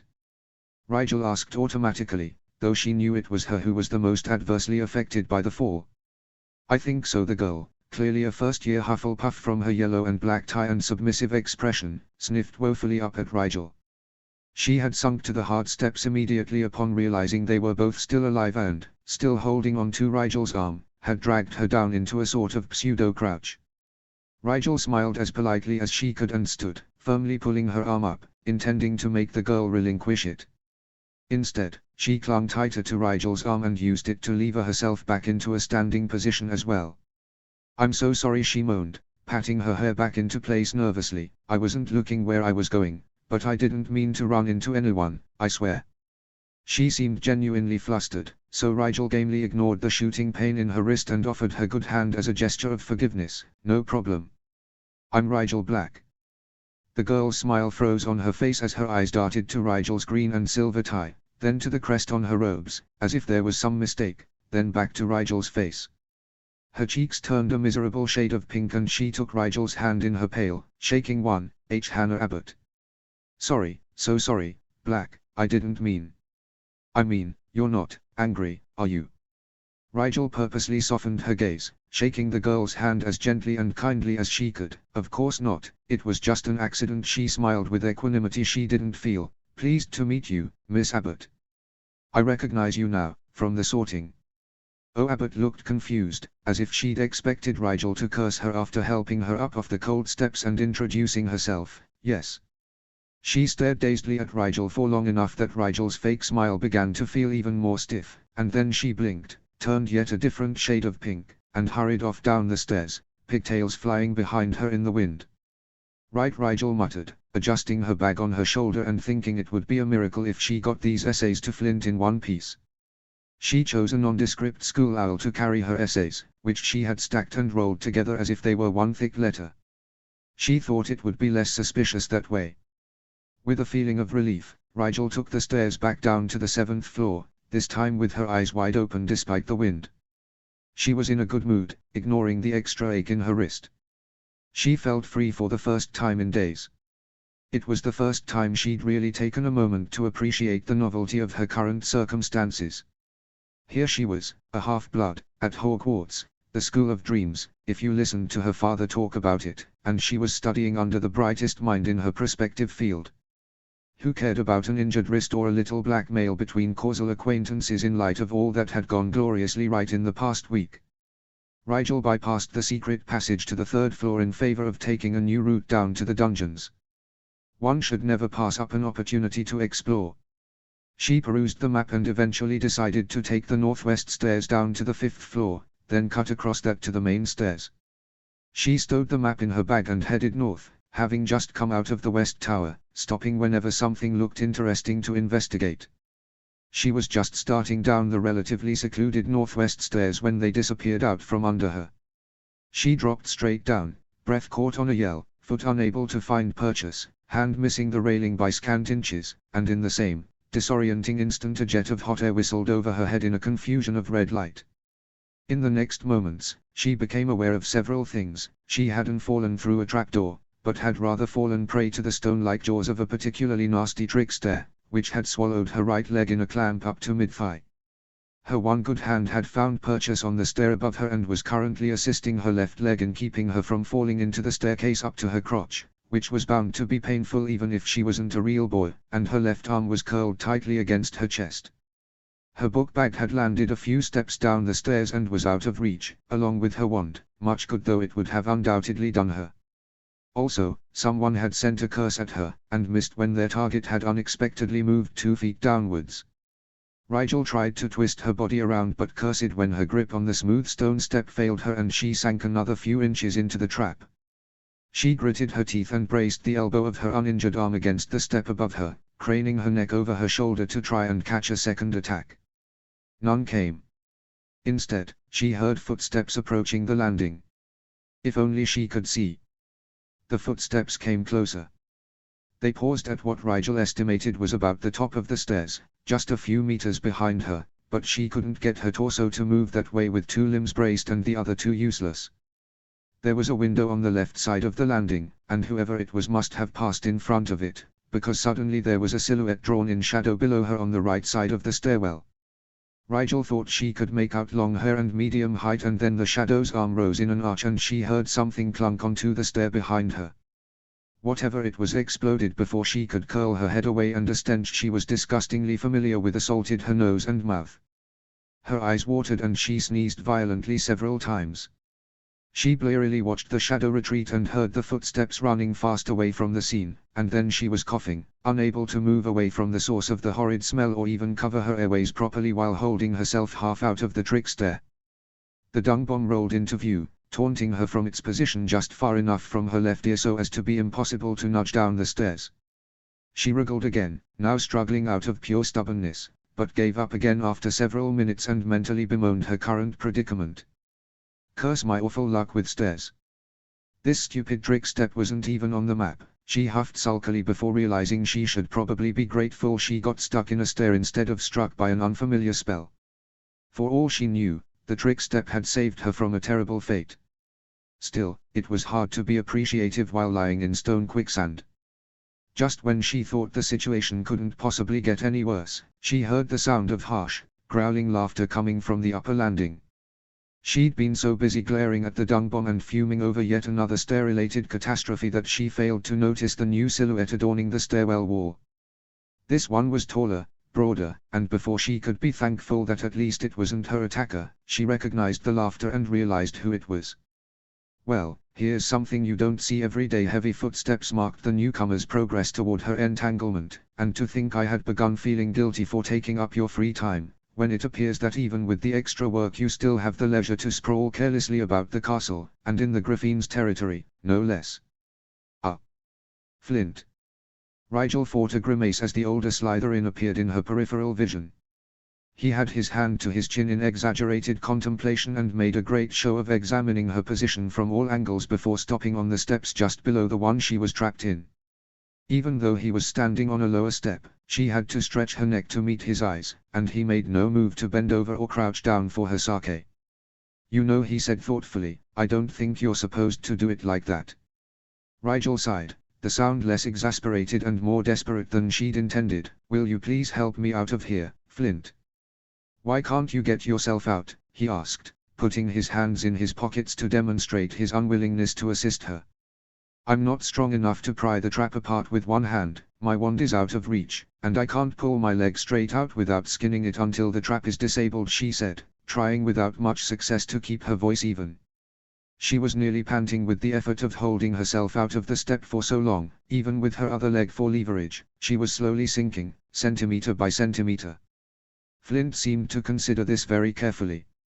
He hemmed and hawed and shifted ingeniously from foot to foot, all the while watching Rigel wait and sweat, like a dark-winged god of judgment meting out punishment and reward from his gilded throne. Eventually he snapped his fingers as if happening on a brilliant idea and smiled down at her. Maybe you should try using both hands. Rigel nearly growled, I can't. Flint tapped his foot slowly. Well, if you can't, you can't. I guess I can help you out. Here, take my hand. He reached out, sticking said appendage lazily in her direction. He didn't bend down nearly enough for her to grasp his hand with her right one without falling the rest of the way into the trap, and from the sharp grin on his face he knew that. He also probably realized that even if she did give him her hand, he'd just be scraping her leg raw if he tried to directly pull her out. She glared up at him mutinously. Perhaps you could just pry open the stair. Or better yet, disable the trap, she said. What, don't you trust me? He stretched his hand a little further, teasingly brushing his fingertips across her head. Rigel jerked her head away pointedly. Well, all right, no need to be rude about it, he laughed again. And just how do you propose I disable this little mechanism? Usually there's a switch on the underside of the railings near the trick step, Rigel said. Flint sighed, but dutifully checked the railings on either side of the stairwell. Yeah, I'm not seeing anything. You sure there isn't a password or something? That's actually not a bad guess, Rigel thought, annoyed that she hadn't thought of it. But it's too late for that now. The map's out of reach, and anyway, I'm not about to use it with Flint here. No idea. Can't you just pry the things open? Please, Flint. She didn't look him in the eye when she said it, but he grunted in surprise all the same. Flint bent down at last and rolled up his sleeves. Phew, the stench is even worse down here. You owe me an extra credit assignment for this. Deal, she sighed. Flint firmly gripped both sides of the trick stair and pulled. The pseudo-stone shuddered in protest, but the two sides of the vice-like trap slowly began to move sideways toward the edges of the staircase. When she had enough room to pull her leg free, Rigel summoned her energy and twisted her body upwards with a great heft until she could collapse sideways on the stair below, her injured wrist still held protectively to her front and none the worse for wear. As soon as she was clear of the edges, Flint allowed the trap to snap back into place with a sickening thud. Thanks, Rigel said tiredly. She stretched the aching muscles in her limbs as best she could and retrieved her bag from the steps below. I'd say anytime, but I probably won't ever do anything like this again, Flint said, his graceless smile back in place. So, you wanna tell me what the dung bomb was about? Not particularly. Rigel avoided the upperclassman's eyes. And you aren't going to explain what's wrong with your left arm, either? Flint guessed. Wasn't planning on it. She hoisted her bag over her right shoulder and gave her savior/blackmailer an especially sarcastic salute as she started down the stairs once more. Thanks again, Flint. Oh, and that thing I owe you is in the mail. She thought wryly as his laughter followed her out of sight once more that she might actually get used to the harsh, grating sound at this rate. Returning to the common room at last felt like what Rigel imagined soldiers experienced coming home after a particularly drawn-out war. She was mentally and physically drained, for what felt like the umpteenth day in a row, and she couldn't really remember what it was like to have ordinary days since coming to Hogwarts. Pansy greeted her before she'd made it across the threshold, but Rigel found she couldn't bring herself to mind. There was really nothing like the comfort of friendship after a long, hard day of. "You, Rigel, you smell like dragon dung," Pansy exclaimed upon approaching her. The blonde girl waved her hands frantically at the air around Rigel's head. "I was going to introduce you to some people I met today, but that's definitely going to have to wait for another time. I really wouldn't be caught dead with you in this state." There was really nothing like the brunt of a true friend's opinion to slap you out of melancholic contemplation, Rigel thought. "Sorry, Pansy," she smiled ruefully, "I got caught with a dung bomb by Peeves just now." "Oh," Pansy clicked her tongue disapprovingly. Rigel decided not to tell her how much the action made her sound like Rigel's mother. "Well, you'll never get rid of the stench on your own. Come on, I'll help you wash it out." So saying, Pansy marched her across the common room and down the first-year hall. Rigel was about to tell her she wasn't allowed in Pansy's room when she realized they were walking straight past it and headed for Rigel's dorm. Pansy knocked twice for propriety's sake, then threw open the door and walked right in. "Pansy! What in Sorlaser's name are you, Rigel?" Draco appeared to be at a loss. He was sitting on his bed in his casual weekend clothes, and there was a book in his lap he'd obviously been reading before Pansy had burst in on him. "Is something wrong? Oh, Merlin, what is that smell?" He clapped a hand over his nose and mouth and glared in horrified affront at them. "I know. It's awful, right?" Pansy breezed by the choking boy and towed Rigel toward the bathroom. "Rigel got hit with a dung bomb by Peeves, and he needs help washing it out. Come on, Draco," she added when Draco appeared to want no part in it. "Surely a Malfoy doesn't cringe from something like an unpleasant odor."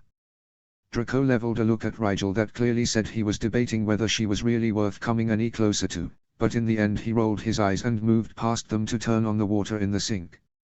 Rigel thought about protesting, saying she was perfectly capable of washing her own hair, but her two friends looked so adorably determined to brave the unbearable stink of the dung bomb in order to help her out that she simply grabbed a spare towel to put around her neck and knelt in front of the sink sedately. When Draco okayed the water temperature, Pansy gently pushed her head forward until she was leaning over the basin, her hair directly under the faucet.